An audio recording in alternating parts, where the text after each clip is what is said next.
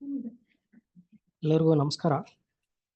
ನಾವು ಹಿಂದಿನ ಸೆಷನ್ನಲ್ಲಿ ಯೂನಿಟ್ಸ್ ಬಗ್ಗೆ ಏನು ಚರ್ಚೆ ನಡೆದಿತ್ತೋ ಅದೇ ಡಿಸ್ಕಷನ್ನ ಇವತ್ತು ಸ್ವಲ್ಪ ಮುಂದುವರಿಸ್ತೀವಿ. ನಾವು ಹಿಂದಿನ ಸೆಷನಲ್ಲಿ ಹೇಳಿದ್ವಿ, ಅಲ್ಲಿ ಯೂನಿಟ್ಸ್ನ ತಂದು ಚಲನೆಗೆ ಸಂಬಂಧಪಟ್ಟಂಗೆ ನಾವೊಂದು ಕನೆಕ್ಷನ್ ಬಗ್ಗೆ ಮಾತಾಡ್ತೀವಿ ಅಂತ. ಅದರ ವಿವರವೇ ಇವತ್ತಿನ ಸೆಷನಲ್ಲಿ ಇರುತ್ತೆ. ಬಹುಶಃ ಇವತ್ತಿನ ಸೆಷನ್ನಲ್ಲಿ ಚಲನೆಯ ಬಗ್ಗೆ ಸಂಪೂರ್ಣವಾಗಿ ಎಲ್ಲ ಮಾಹಿತಿಯನ್ನು ನೀಡೋಕ್ಕಾಗದೇ ಇರ್ಬೋದು. ಕೆಲವು ನ್ಯೂಮರಿಕಲ್ ಪ್ರಾಬ್ಲಮ್ಸ್ನ ಮುಂದಿನ ಸೆಷನಲ್ಲೂ ಸಹ ನಾವು ಸಾಲ್ವ್ ಮಾಡೋಣ. ಚಲನೆ ಅಂತ ಬಂದಿದ ತಕ್ಷಣ ನೀವೆಲ್ಲ 8ನೇ ತರಗತಿ 9ನೇ ತರಗತಿಯಲ್ಲಿ ಓದಿರ್ತೀರಿ. ಅಲ್ಲಿ ಕೆಲವು ಪದಗಳ ಬಳಕೆನೂ ಅಲ್ಲಿ ನೀವು ಮಾಡಿರ್ತೀರ. ಅದನ್ನ ಒಂದು ಅರ್ಧ ಗಂಟೆಗಳ ಕಾಲ ಇವತ್ತು ನಾವು ರಿವೈಸ್ ಮಾಡೋಣ. ಚಲನೆ ಅಂತ ಬಂದಿದ್ರೆ ಯಾವುದೇ ವಸ್ತು ಒಂದು ಸ್ಥಾನದಿಂದ ಇನ್ನೊಂದು ಸ್ಥಾನಕ್ಕೆ ಅದರ ಪೊಸಿಷನ್ ಅಂತ ನಾವು ಏನು ಅಂತೀವೋ ಅದರ ಪೊಸಿಷನ್ ಬದಲಾವಣೆ ಆದಾಗ, ಎಲ್ಲಿ ಇದೆಯೋ ಸ್ಥಾನದ ಬದಲಾವಣೆ ಆದಾಗ ಆ ವಸ್ತು ಚಲನೆ ಆಗ್ತಾ ಇದೆ ಅಂತ ನಾವು ಹೇಳ್ತೀವಿ. ಆ ಚಲನೆಯನ್ನು ಅರ್ಥ ಮಾಡ್ಕೊಳ್ಳುವಂಥ ಪ್ರಯತ್ನ ಏನಿದೆಯೋ ಅದನ್ನ ನಾವು ಈ ಕೈನಮ್ಯಾಟಿಕ್ಸ್ ಅಂತ ಒಂದು ಪದ ನಾವು ಬಳಸ್ತೀವಿ. ಅದನ್ನ ಇವತ್ತು ನಾನು ಸ್ವಲ್ಪ ಸಂಕ್ಷಿಪ್ತವಾಗಿ ನಿಮಗೆ ಉದಾಹರಣೆಗಳ ಮುಖಾಂತರ ಎಕ್ಸ್ಪ್ಲೇನ್ ಮಾಡ್ತೀನಿ. ಕೈನಮ್ಯಾಟಿಕ್ಸ್ ಅಂತ ನಾವು ಪದ ಬಳಸ್ತೀವಿ ಅಂತ ಹೇಳಿದೆ ನಾನು. ಸೊ ನಾವು ವಿಜ್ಞಾನದ ಟೆಕ್ನಿಕಲ್ ವರ್ಡ್ ಅಂತ ಬಂದಾಗ ಮೆಕ್ಯಾನಿಕ್ಸ್ ಅಂತ ಒಂದು ಸಬ್ಜೆಕ್ಟ್ ಓದ್ತೀವಿ. ಮೆಕ್ಯಾನಿಕ್ಸ್ ಅಂದರೆ ಯಾವುದೇ ವಸ್ತುವು ಒಂದು ಸ್ಥಾನದಿಂದ ಇನ್ನೊಂದು ಸ್ಥಾನಕ್ಕೆ ಹೋಗ್ತಾ ಇದೆ ಅಂದರೆ ಹೇಗೆ ಹೋಗ್ತಾ ಇದೆ, ಯಾಕೆ ಹೋಗ್ತಾ ಇದೆ, ಎಷ್ಟು ಶಕ್ತಿ ಅದರಲ್ಲಿದೆ, ಇದನ್ನೆಲ್ಲಾನು ನಾವು ಅರ್ಥ ಮಾಡ್ಕೊಳ್ಳುವಂಥ ಒಂದು ಫಿಸಿಕ್ಸ್, ಭೌತಶಾಸ್ತ್ರದ ಒಂದು ವಿಷಯ ಏನಿದೆಯೋ ಅದನ್ನು ನಾವು ಮೆಕ್ಯಾನಿಕ್ಸ್ ಅಂತ ಕರಿತೀವಿ. ಅದರಲ್ಲಿ ಈ ಮೆಕ್ಯಾನಿಕ್ಸ್ ವಿಷಯದಲ್ಲಿ ನಾವು 2 ಭಾಗ ಅಂತ ಡಿವೈಡ್ ಮಾಡ್ತೀವಿ. ಒಂದು ಕೈನಮ್ಯಾಟಿಕ್ಸ್ ಅಂತ, ಎರಡನೇದು ಡೈನಮಿಕ್ಸ್ ಅಂತ. ಇದಕ್ಕೆ ಸೂಕ್ತವಾದ ಕನ್ನಡ ಪದ ಇಲ್ಲ. ಟ್ರಾನ್ಸ್ಲೇಟ್ ಮಾಡೋಕ್ಕೆ ನಾವು ನೇರವಾಗಿ ನಮಗೆ ಕನ್ನಡ ಪದಗಳು ಸಿಗಲ್ಲ. ಬಟ್ ಇಲ್ಲಿ ನಾನು ಯಾಕೆ ಹೇಳ್ತಾ ಇದ್ದೀನಿ ಅಂದರೆ ನಮಗೆ PUಗೆ ಹೋದಾಗ ನಮಗೆ ಬಳಕೆ ಮಾಡ್ತೀವಿ, ನಾವು ಗೊತ್ತಾಗಲಿ ಅಂತ. ಕೈನಮ್ಯಾಟಿಕ್ಸ್ ಅಂತ ಬಂದಾಗ ಯಾವುದೇ ವಸ್ತುವು ಒಂದು ಸ್ಥಾನದಿಂದ ಇನ್ನೊಂದು ಸ್ಥಾನಕ್ಕೆ ಹೋಗ್ತಾ ಇದೆ ಅಂದರೆ ಅದು ಹೇಗೆ ಹೋಗ್ತಾ ಇದೆ, ವೇಗವಾಗಿ ಹೋಗ್ತಾ ಇದೆಯೋ, ನಿಧಾನಕ್ಕೆ ಹೋಗ್ತಾ ಇದೆಯೋ, ಸರಳ ರೇಖೆಯಲ್ಲಿ ಹೋಗ್ತಾ ಇದೆಯೋ, ವೃತ್ತಾಕಾರದಲ್ಲಿ ಹೋಗ್ತಾ ಇದೆಯೋ ಅಂತ ನಾವು ಅದರ ಬಗ್ಗೆ, ಅದರ ಚಲನೆಯ ಪಥದ ಬಗ್ಗೆ ನಾವು ಏನು ಚರ್ಚೆ ಮಾಡ್ತೀವೋ ಅದನ್ನೆಲ್ಲನೂ ಕೈನಮ್ಯಾಟಿಕ್ಸ್ ಅನ್ನೋ ವಿಷಯದ ಅಡಿಯಲ್ಲಿ ಓದ್ತೀವಿ. ಅದೇ ಈ ಚಲನೆ ಸರಿ, ಈ ವೃತ್ತಾಕಾರದಲ್ಲಿ ಆಗ್ತಾ ಇದೆ, ಸರಳ ರೇಖೆಯಲ್ಲಿ ಆಗ್ತಾ ಇದೆ, ಇದು ಯಾವ ಕಾರಣದಿಂದ ಆಗ್ತಾ ಇದೆ, ಯಾವ ಬಲದ ಪ್ರಯೋಗದಿಂದ ಇದು ಈ ವೃತ್ತಾಕಾರದಲ್ಲೋ ಸರಳ ರೇಖೆಯಲ್ಲೋ ಹೋಗ್ತಾ ಇದೆ, ಎಷ್ಟು ಶಕ್ತಿಯನ್ನು ಬಳಸ್ತಾ ಇದೆ ಅಂತ ನಾವು ಅರ್ಥ ಮಾಡ್ಕೊಳ್ಳೋದಿದೆಯಲ್ಲ, ಅದನ್ನ ಡೈನಮಿಕ್ಸ್ ಅಲ್ಲಿ ನಾವು ಓದ್ತೀವಿ. ಸೊ ಕೈನಮ್ಯಾಟಿಕ್ಸ್ ಅಂತ ಬಂದಾಗ ನಾನು ಹೇಳಿದೆ, ಅದು ಯಾವ ದಾರಿಯಲ್ಲಿ ಹೋಗ್ತಾ ಇದೆ, ಹೇಗೆ ಹೋಗ್ತಾ ಇದೆ, ಎಷ್ಟು ವೇಗವಾಗಿ ಹೋಗ್ತಾ ಇದೆ ಅಂತ ನಾವು ನೋಡ್ತೀವಿ. ಆ ಚಲನೆಯ ಕಾರಣವನ್ನು ತಿಳ್ಕೊಳ್ಳೋದು ಡೈನಮಿಕ್ಸ್ ಅಲ್ಲಿ ನಾವು ತಿಳ್ಕೊತೀವಿ. ಸೊ ಇವತ್ತಿನ ಸೆಷನ್ನು ಮತ್ತೆ ಮುಂದಿನ ಸೆಷನ್ನಲ್ಲಿ ನಾವು ಹೆಚ್ಚಿನ ಪ್ರಮಾಣ, ಆ್ಯಕ್ಚುಲಿ ಸ್ಕೂಲ್ ಹಂತದಲ್ಲಿ ನೀವು 10ನೇ ತರಗತಿ ದಾಟಿದ್ರೂ ಹೆಚ್ಚಿನ ಪ್ರಮಾಣ ನಾವು ಓದೋದು ಚಲನೆಯ ಬಗ್ಗೆ, ಕೈನಮ್ಯಾಟಿಕ್ಸ್ಗೆ ಹೆಚ್ಚು ಗಮನ ಕೊಡ್ತೀವಿ. ಡೈನಮಿಕ್ಸ್ ಬಗ್ಗೆ ನಿಮಗೆ ಹೈಸ್ಕೂಲ್ ಹಂತದಲ್ಲಿ ಜಾಸ್ತಿ ಇಲ್ಲ.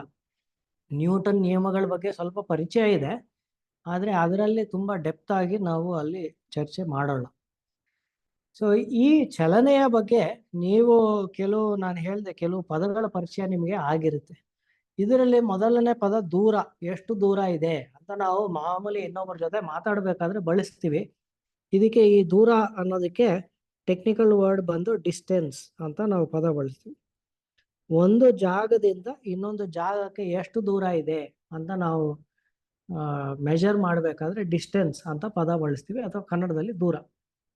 ಅಂದರೆ ಒಂದು ನೆನ್ಪಿಟ್ಕೊಳ್ಳಿ, ಈಗ ನೀವು ನಿಮ್ಮ ಮನೆಯಿಂದ ಒಂದು ಅಂಗಡಿಗೆ ಹೋಗ್ಬೇಕಾದ್ರೆ ಅಥವಾ ನಿಮ್ಮ ಮನೆಯಿಂದ ಸ್ಕೂಲಿಗೆ ಹೋಗ್ಬೇಕಾದ್ರೆ ಎಷ್ಟು ದೂರ ಇದೆ ಅಂದರೆ ನೀವು ಯಾವ ದಾರಿಯನ್ನು ಅಳವಡಿಸ್ಕೊಂತೀರೋ ಆ ದಾರಿಯ ಅನುಸಾರ ಅದು ದೂರ ಹೇಳ್ತೀರಿ. ಅಂದರೆ ಒಂದು ಉದಾಹರಣೆಗೆ, ಈ ಥರ ಒಂದು ರೋಡ್ ಒಂದು ಜಂಕ್ಷನ್ ಇದೆ ಅಂತ ಅನ್ಕೊಳ್ಳೋಣ. ಇಲ್ಲೆಲ್ಲೋ ನಿಮ್ಮ ಮನೆ ಇದೆ ಅಂತ ಅನ್ಕೊಳ್ಳೋಣ. ಈ ಜಾಗಕ್ಕೆ ಒಂದು ಎ ಅಂತ ಹೆಸರು ಕೊಟ್ಟಿರ್ತೀನಿ. ಇಲ್ಲಿ ನಿಮ್ಮ ಶಾಲೆ ಇದೆ ಅಂತ ಅನ್ಕೊಳ್ಳಿ. ಈ ಜಾಗಕ್ಕೆ ಬಿ ಅಂತ ಹೆಸರು ಕೊಟ್ಟಿದ್ದೀನಿ. ಈಗ ಇದು ಎಷ್ಟು ದೂರ ಇದೆ ಅಂದ್ರೆ ನೀವು ಏನ್ ಮಾಡ್ತೀರಿ, ಇಲ್ಲಿಂದ ಸೈಕಲ್ ತಂದು ಅಥವಾ ನೀವು ಸ್ವಂತವಾಗಿ ನೀವು ನಡ್ಕೊಂಡು ಹೋಗೋದಾದ್ರೆ ಈ ದಾರಿಯಲ್ಲಿ ಈಗ ಹಸಿರು ಬಣ್ಣದಲ್ಲಿ ನಾನು ಏನ್ ತೋರಿಸ್ತಾ ಇದ್ದೀನೋ ಈ ದಾರಿಯಲ್ಲಿ ನೀವು ಓಡಾಡ್ತೀರಿ. ಈ ಡಿಸ್ಟೆನ್ಸ್ ಎಷ್ಟು, ದೂರ ಎಷ್ಟು ಅಂದ್ರೆ ಈ ಮಾರ್ಗದಲ್ಲಿ ನೀವು ಸೈಕಲ್ ಓಡಿಸಿದಾಗ ಅಥವಾ ನೀವು ನಡ್ಕೊಂಡು ಹೋದಾಗ ಇದು ಎಷ್ಟು ದೂರ ಇದೆ ಅಂತ ನಿಮಗೆ ಲೆಕ್ಕ ಹಾಕಿ ನೀವು ಹೇಳ್ತೀರಿ. ಇದನ್ನ ನಾನು ಒಂದು ಡಿಸ್ಟೆನ್ಸ್ ಅಂತ ಬಂದಾಗ ಡಿ ಅಂತ ತೋರಿಸ್ತೀನಿ ಹಸಿರು ಬಣ್ಣ. ಅದೇ ನಿಮ್ಮ ಮನೆ ಮೇಲೆ ಒಂದು ಪಕ್ಷಿ ಕೂತಿದೆ ಅಂತ ಅನ್ಕೊಳ್ಳಿ. ಆ ಪಕ್ಷಿ ನಿಮ್ಮ ಮನೆಯಿಂದ ನಿಮ್ಮ ಶಾಲೆಗೆ ಹೋಗ್ಬೇಕಾಗಿದ್ದು ಬಂದ್ರೆ ಆ ಪಕ್ಷಿನೂ ಇದೇ ರೋಡ್ ಆಕಾರದಲ್ಲಿ ರೋಡ್ನ ನೋಡ್ಕೊಂಡು ಹೋಗುತ್ತಾ? ಖಂಡಿತವಾಗ್ಲೂ ಇಲ್ಲ. ಆ ಪಕ್ಷಿ ಏನ್ ಮಾಡುತ್ತೆ, ನೇರವಾಗಿ ನಿಮ್ಮ ಮನೆಯಿಂದ ಶಾಲೆಗೆ ಈ ಒಂದು ಸರಳ ರೇಖೆಯಲ್ಲಿ ಹೋಗುತ್ತೆ. ಆ ಸರಳ ರೇಖೆಯನ್ನ ಈ ತರ ನೇರವಾಗಿ ಹೀಗೆ ಈಗ ನೀಲಿ ಬಣ್ಣದಲ್ಲಿ ನಾನು ತೋರಿಸ್ತಾ ಇದ್ದೀನಿ ನೋಡಿ, ಈ ತರ ಒಂದು ಸರಳ ರೇಖೆಯಲ್ಲಿ ಅದು ಹೋಗುತ್ತೆ. ಇದನ್ನ ನಾವು ಎಸ್ ಅಂತ ಸಿಂಬಲ್ ಅಲ್ಲಿ ತೋರಿಸ್ತೀವಿ ಎಷ್ಟು ದೂರ ಇದೆ. ಈ ಪದಕ್ಕೆ ಈ ಸರಳ ರೇಖೆಯಲ್ಲಿ ಏನಿದೆಯೋ ಅದಕ್ಕೆ ನಾವು ಡಿಸ್ಪ್ಲೇಸ್ಮೆಂಟ್ ಅಂತ ಕರಿತೀವಿ. ಕನ್ನಡ ಪದ ಅದಕ್ಕೆ ನಾವು ಸ್ಥಳಾಂತರ ಅಂತ ಕರಿತೀವಿ. ಅಂದ್ರೆ ಒಂದು ಜಾಗದಿಂದ ಇನ್ನೊಂದು ಜಾಗಕ್ಕೆ ಹೋಗ್ಬೇಕಾದ್ರೆ ಅತಿ ಕಡಿಮೆ ದೂರ ಏನಿದೆ, ಅತಿ ಕಡಿಮೆ ದೂರ ಅಂದ್ರೆ ಅಲ್ಲಿಗೆ ಸರಳ ರೇಖೆ ಒಂದು ಹಾಕಬೇಕು. ಅದನ್ನ ನಾವು ಡಿಸ್ಪ್ಲೇಸ್ಮೆಂಟ್ ಅಥವಾ ಸ್ಥಳಾಂತರ ಅಂತ ಕರಿತೀವಿ. ಈ ಎರಡು ಟರ್ಮ್ಸ್ನು ಒಂಥರ ದೂರದ್ದೇನೆ ಸೂಚನೆ ಕೊಡ್ತಾ ಇರೋದು. ಹಸಿರು ಬಣ್ಣದಲ್ಲಿರೋದು ಡಿಸ್ಟೆನ್ಸ್ ಅಂತ ಏನಿದೆಯೋ ಅದು ಮನುಷ್ಯರು ಹೋಗೋದಾದ್ರೆ, ಈ ಡಿಸ್ಪ್ಲೇಸ್ಮೆಂಟ್ ಅಂತ ನೀಲಿ ಬಣ್ಣದಲ್ಲಿ ಏನಿದೆಯೋ ಅದೂ ದೂರನೇ. ಅದು ಆದ್ರೆ ಒಂದು ಪಕ್ಷಿ ಅಳವಡಿಸ್ಕೊಳ್ಳೋ ಅಂತ ದೂರ ಅದು. ಅದಕ್ಕೆ ಒಂದೊಂದ್ಸತಿ ಇಂಗ್ಲಿಷಲ್ಲಿ ನಾವು ಒಂದು ಸ್ಥಳದಿಂದ ಇನ್ನೊಂದು ಸ್ಥಳಕ್ಕೆ ದೂರ ಎಷ್ಟು ಅಂತ ಲೆಕ್ಕ ಹಾಕಬೇಕಾದ್ರೆ ಕ್ರೋ ಫ್ಲೈ ಡಿಸ್ಟೆನ್ಸ್ ಅಂತ ಕರಿತೀವಿ. ಈ ಡಿಸ್ಪ್ಲೇಸ್ಮೆಂಟ್ಗೆ ಇನ್ನೊಂದು ಕ್ಯಾಶುವಲ್ ಆಗಿ ಯೂಸ್ ಮಾಡೋ ಹೆಸರು ಕ್ರೋ ಫ್ಲೈ ಡಿಸ್ಟೆನ್ಸ್. ಕ್ರೋ ಫ್ಲೈ ಡಿಸ್ಟೆನ್ಸ್ ಅಂದ್ರೆ ಏನು? ಕ್ರೋ ಅಂದ್ರೆ ಕಾಗೆ, ಫ್ಲೈ ಅಂದ್ರೆ ಹಾರುವಂಥದ್ದು. ಒಂದು ಕಾಗೆ ಒಂದು ಜಾಗದಿಂದ ಇನ್ನೊಂದು ಜಾಗಕ್ಕೆ ಹಾರುವುದಾದ್ರೆ ಹೇಗೆ ಹೋಗುತ್ತೆ? ಸರಳ ರೇಖೆಯಲ್ಲಿ ಹೋಗುತ್ತೆ. ಈ ಸರಳ ರೇಖೆಗೆ ನಾನೀಗ ನಿಮಗೆ ಒಂದು ಪರೀಕ್ಷೆ ಕೊಟ್ರೆ, ಈಗ ನಿಮ್ಮ ಮನೆ ಎಲ್ಲಿ ಅಂತ ನಾನು ತೋರಿಸಿದ್ದೀನಿ, ಶಾಲೆ ಎಲ್ಲಿ ಅಂತ ತೋರಿಸಿದ್ದೀನಿ. ಈ ನಾನು ತೋರಿಸಿರೋ ಸರಳ ರೇಖೆಯನ್ನು ಬಿಟ್ಟು ಬೇರೆ ಏನಾದರೂ ಇನ್ನೊಂದು ಸರಳ ರೇಖೆಯನ್ನು ನೀವು ಹಾಕಬಹುದಾ ಅಂತ ಯೋಚನೆ ಮಾಡಿ. ಹಾಕಬಹುದಾ ಅಂತ ನೀವು ಅಲ್ಲಿ ಎಸ್ ಆರ್ ನೋ ಅಂತ ನೀವು ಚಾಟ್ ಬಾಕ್ಸ್ ಅಲ್ಲಿ ಉತ್ತರ ಕೊಡಿ. ನವೀನ್ ಪಾಟೀಲ್ ಅವ್ರಿಗೆ ಒಂದು ಡೌಟ್ ಇದೆ, ನೀವು ಪ್ರಶ್ನೆ ಏನಿದೆ ಅಂತ ಇಲ್ಲಿ ಚಾಟ್ ಬಾಕ್ಸ್ ಅಲ್ಲಿ ಹಾಕಿ, ನಾನು ನೋಡ್ತೀನಿ. ಸೊ ಸರಳ ರೇಖೆಯಲ್ಲಿ ಈಗ ಹಾಕಿದ್ದಲ್ಲದೇನೆ ಇನ್ನೇನಾದ್ರೂ ಹಾಕ್ಬೋದಾ ಅಂದ್ರೆ ಇನ್ಯಾವುದು ಆಗಕ್ಕೆ ಸಾಧ್ಯ ಇಲ್ಲ, ನೋ ಅಂತ ಶ್ರೀದೇವಿನೂ ಸಹ ಮೆಸೇಜ್ ಹಾಕಿದ್ದಾರೆ. ಸೊ ಡಿಸ್ಪ್ಲೇಸ್ಮೆಂಟ್ ಅನ್ನೋದು ಒಂದು ಅರ್ಥ ಮಾಡ್ಕೋಬೇಕಾಗಿದ್ದು, ಒಂದು ಜಾಗದಿಂದ ನಾನು ಇನ್ನೊಂದು ಜಾಗಕ್ಕೆ ಹೋಗ್ತೀನಿ ಅಂದ್ರೆ, ಸರಳ ರೇಖೆಯ ಮಾರ್ಗ ನಾನು ಹೋಗ್ತೀನಿ ಅಂದ್ರೆ ಒಂದೇ ಒಂದು ಸರಳ ರೇಖೆ ಇದೆ, ಅಂದ್ರೆ ಒಂದೇ ಒಂದು ನಿಖರವಾಗಿ ಇರುವಂತ ಒಂದು ದಿಕ್ಕಿದೆ, ಡೈರೆಕ್ಷನ್ ಇದೆ. ಸೊ ಡಿಸ್ಪ್ಲೇಸ್ಮೆಂಟ್ ಅಂತ ಬಂದಾಗ ಯಾವ ದಿಕ್ಕಲ್ಲಿ ನೀವು ಹೋಗ್ಬೇಕು ಅದು ನಿಖರವಾಗಿ ಫಿಕ್ಸ್ ಆಗಿರುತ್ತೆ. ಅದೇ ಡಿಸ್ಟೆನ್ಸ್ ಅಂತ ಬಂದಾಗ ಅದಕ್ಕೆ ದಿಕ್ಕು ಇರಲ್ಲ. ನೀವು ಮನೆಯಿಂದ ಶಾಲೆಗೆ ಇಷ್ಟು ದೂರ ಅಂತ ಹೇಳಿದ್ರೆ ಯಾವ ದಿಕ್ಕಲ್ಲಿ ಹೋಗಿದ್ದೀರಿ ಅಂತ ನೀವೆಲ್ಲೂ ಹೇಳಲ್ಲ, ರೈಟ್? ಸೊ ಒಂದು ಜಾಗದಿಂದ ಇನ್ನೊಂದು ಜಾಗಕ್ಕೆ ಡಿಸ್ಟೆನ್ಸ್ ಅಂತ ನಾವು ಏನು ಲೆಕ್ಕ ಹಾಕ್ತೀವೋ, ಎಷ್ಟು ದೂರ ಅಂತ ನೀವು ಲೆಕ್ಕ ಹಾಕ್ತಿರೋ ಅದಕ್ಕೆ 4-5 ಉತ್ತರ ಇರ್ಬೋದು. ನೀವು ಯಾವ ದಾರಿ ಮಾರ್ಗ ಬಂದಿದ್ದೀರೋ ಆ ದಾರಿಗೆ ತಕ್ಕಂತೆ ನಿಮ್ಮ ಉತ್ತರ ಬದಲಾವಣೆ ಆಗುತ್ತೆ. ಆದರೆ ಸ್ಥಳಾಂತರ ಅಥವಾ ಡಿಸ್ಪ್ಲೇಸ್ಮೆಂಟ್ ಅಂತ ನೀವು ಲೆಕ್ಕ ಹಾಕಬೇಕಾದ್ರೆ, ಒಂದು ಜಾಗದಿಂದ ಇನ್ನೊಂದು ಜಾಗಕ್ಕೆ ನೀವು ಹೋಗ್ಬೇಕಾದ್ರೆ ಅದಕ್ಕೆ 2-3 ಉತ್ತರಗಳು ಬರಕ್ಕೆ ಸಾಧ್ಯನೇ ಇಲ್ಲ. ಒಂದೇ ಉತ್ತರ ಬರುತ್ತೆ, ಒಂದೇ ಡಿಸ್ಪ್ಲೇಸ್ಮೆಂಟ್ ಬರುತ್ತೆ. ಆ ಡಿಸ್ಪ್ಲೇಸ್ಮೆಂಟ್ಗೆ ಒಂದೇ ದಿಕ್ಕಿರುತ್ತೆ, ಎರಡನೇ ದಿಕ್ಕು ಬರೋಕ್ಕೆ ಸಾಧ್ಯ ಇಲ್ಲ. ಇದೇ ತರ ಇನ್ನೊಂದು ಕ್ವಾಂಟಿಟಿನ ನೀವು ಪರಿಚಯ ನಿಮ್ಗೆ ಆಗಿರುತ್ತೆ, ಸ್ಪೀಡ್ ಅಂತ ಒಂದು ಪದನ ನಾವು ಬಳಸಿರ್ತೀವಿ. ಸ್ಪೀಡ್ಗೆ ನಾವು ಯೂಸ್ ಮಾಡೋ ಸಿಂಬಲ್ ವಿ ಯೂಸ್ ಮಾಡ್ತೀವಿ. ಸ್ಪೀಡ್ಗೆ ನಿಮಗೆ ಕನ್ನಡ ಪದ ಜವ ಅಂತ ನೀವು ಓದಿರ್ತೀವಿ. ಈ ಸ್ಪೀಡ್ ಅಂದ್ರೆ ಏನು? ಎಷ್ಟು ನೀವು ಮಾತಾಡ್ಬೇಕಾದ್ರೆ ಎಷ್ಟು ವೇಗವಾಗಿ ಅಂತ ನೀವು ಮಾತಾಡ್ತೀರಲ್ಲ, ಅದೇ ತರ ಈ ಸ್ಪೀಡ್ಗೆ ವೆಲಾಸಿಟಿ ಅಂದ್ರೆ ವೇಗ, ಸ್ಪೀಡ್ ಅಂದ್ರೆ ಜವ. ಈ ಎರಡಕ್ಕೂ ಸಿಂಬಲ್ ನಾವು ವಿ ಅಂತಾನೆ ಬರಿತೀವಿ. ನಾವು ಎಷ್ಟು ವೆಲಾಸಿಟಿಗೆ ಕನ್ನಡ ಪದ ವೇಗ, ಎಷ್ಟು ವೇಗವಾಗಿ ಅಂತ ನಾವು ಏನು ಹೇಳ್ತೀವೋ ಒಂಥರ ಅದೇ ಅರ್ಥ ಜವಾಗೂ ಇದೆ. ಆದರೆ ವೆಲಾಸಿಟಿ ಅಂತ ಬಂದಾಗ ಡಿಸ್ಪ್ಲೇಸ್ಮೆಂಟ್ ಬೈ ಟೈಮ್ ಅಂದ್ರೆ ಎಷ್ಟು ಸ್ಥಳಾಂತರ ಎಷ್ಟು ಸಮಯದಲ್ಲಿ ಆಗ್ತಾ ಇದೆ ಅಂತ ನಾವು ನೋಡೋದಾದ್ರೆ, ಜವ ಅಂತ ಬಂದಾಗ ಸ್ಪೀಡ್ ಅಂತ ಬಂದಾಗ ಎಷ್ಟು ದೂರ ಎಷ್ಟು ಸಮಯದಲ್ಲಿ ಆಗ್ತಾ ಇದೆ ಅನ್ನೋದು ಒಂದು. ಇಲ್ಲಿ ಇಷ್ಟೇ ಡಿಫರೆನ್ಸ್ ಸ್ಪೀಡ್ಗೂ ವೆಲಾಸಿಟಿಗೂ. ಈಗ ಡಿಸ್ಪ್ಲೇಸ್ಮೆಂಟ್ಗೆ ನಾನು ಹೇಳಿದೆ, ಒಂದು ಡಿಸ್ಪ್ಲೇಸ್ಮೆಂಟ್ ಅಂತ ನಾನು ಹೇಳಿದ ತಕ್ಷಣ ಅದಕ್ಕೊಂದು ದಿಕ್ಕಿದೆ, ಒಂದು ನಿಖರವಾಗಿ ಒಂದೇ ಡೈರೆಕ್ಷನ್ ಇರುತ್ತೆ. ಅದೇ ರೀತಿಯಲ್ಲಿ ವೆಲಾಸಿಟಿಗೂ ಸಹ, ವೇಗಕ್ಕೂ ಸಹ ಒಂದು ದಿಕ್ಕು ಇರುತ್ತೆ. ಸ್ಪೀಡ್ಗೆ ನಾವು ಡಿಸ್ಟೆನ್ಸ್ ದೂರನ ಬಳಸ್ತಾ ಇದ್ವಿ, ದೂರಕ್ಕೆ ಯಾವುದು ದಿಕ್ಕಿಲ್ಲ ಅಂತ ನಾನು ಹಿಂದೆ ಹೇಳಿದೆ. ಅದೇ ರೀತಿಯಲ್ಲಿ ಸ್ಪೀಡ್ ಅಥವಾ ಜವ ಅಂತ ನಾವು ಲೆಕ್ಕ ಹಾಕೋದಾದ್ರೆ ಅದಕ್ಕೂ ಸಹ ಯಾವುದು ದಿಕ್ಕು ಇರಲ್ಲ. ಓಕೆ, ಸೊ ಈ ದಿಕ್ಕು ಇರೋದು ಇಲ್ಲದೆ ಇರೋದ್ರ ಬಗ್ಗೆ ನಾವು ಎಲ್ಲ ಫಿಸಿಕಲ್ ಕ್ವಾಂಟಿಟೀಸ್, ನಾವು ಮೊನ್ನೆ ಫಿಸಿಕಲ್ ಕ್ವಾಂಟಿಟೀಸ್ ಬಗ್ಗೆ ಮಾತಾಡ್ತಾ ಕೆಲವು ಹೇಳಿದ್ವಿ, fundamental physical quantities, derived physical quantities ಅಂತ. ಸೊ ಇನ್ನೊಂದು ರೂಪದಲ್ಲಿ ನಾವು ಈ ಫಿಸಿಕಲ್ ಕ್ವಾಂಟಿಟೀಸ್ನ ಡಿವೈಡ್ ಮಾಡೋದಾದ್ರೆ ಯಾವ ಯಾವ ಫಿಸಿಕಲ್ ಕ್ವಾಂಟಿಟೀಸ್ಗೆ ದಿಕ್ಕಿ ಇದೆ ಅವೆಲ್ಲಾನು ಒಂದು ಕ್ಯಾಟಗರಿ, ಅವನ್ನೆಲ್ಲಾನು ವೆಕ್ಟರ್ಸ್ ಅಂತ ಕರಿತೀವಿ. ಯಾವ ಫಿಸಿಕಲ್ ಕ್ವಾಂಟಿಟಿಗೆ ದಿಕ್ಕು ಇಲ್ಲವೋ ಅವೆಲ್ಲಾನು ಒಂದು ಕ್ಯಾಟಗರಿ, ಅದನ್ನ ಸ್ಕೇಲಾರ್ಸ್ ಅಂತ ಕರಿತೀವಿ. ಸೊ ಅದನ್ನ ಬೇಕಾದ್ರೆ ಒಂದು ಲಿಸ್ಟ್ ಮಾಡೋಣ, ನಮಗೆ ಗೊತ್ತಾಗುತ್ತೆ. ಫಸ್ಟ್ ಸ್ಕೇಲಾರ್ಸ್. ಸ್ಕೇಲಾರ್ಸ್ ಅಂದ್ರೆ ಯಾವುದು? ಫಿಸಿಕಲ್ ಕ್ವಾಂಟಿಟೀಸ್ಗೆ ದಿಕ್ಕು ಇಲ್ಲದೆ ಇರೋದು. ಇನ್ನೊಂದು ವೆಕ್ಟರ್ಸ್, ಇದು ಫಿಸಿಕಲ್ ಕ್ವಾಂಟಿಟೀಸ್ಗೆ ದಿಕ್ಕು ಇರೋ ಅಂಥದ್ದು. ಇಲ್ಲಿ ನಾವು ಆಲ್ರೆಡಿ ನೋಡಿರೋ ಎರಡು ಉದಾಹರಣೆ ನಾನು ಬರಿತೀನಿ. ಒಂದು ಡಿಸ್ಟೆನ್ಸ್ಗೆ ದಿಕ್ಕು ಇಲ್ಲ, ಡಿಸ್ಪ್ಲೇಸ್ಮೆಂಟ್ಗೆ ದಿಕ್ಕು ಇದೆ ಅಲ್ವಾ? ಅದೇ ರೀತಿಯಲ್ಲಿ ನೆಕ್ಸ್ಟ್ ನಾನು ಹೇಳಿದೆ, ಸ್ಪೀಡ್ ಜವಕ್ಕೆ ದಿಕ್ಕು ಇಲ್ಲ, ವೇಗಕ್ಕೆ ವೆಲಾಸಿಟಿಗೆ ದಿಕ್ಕು ಇದೆ.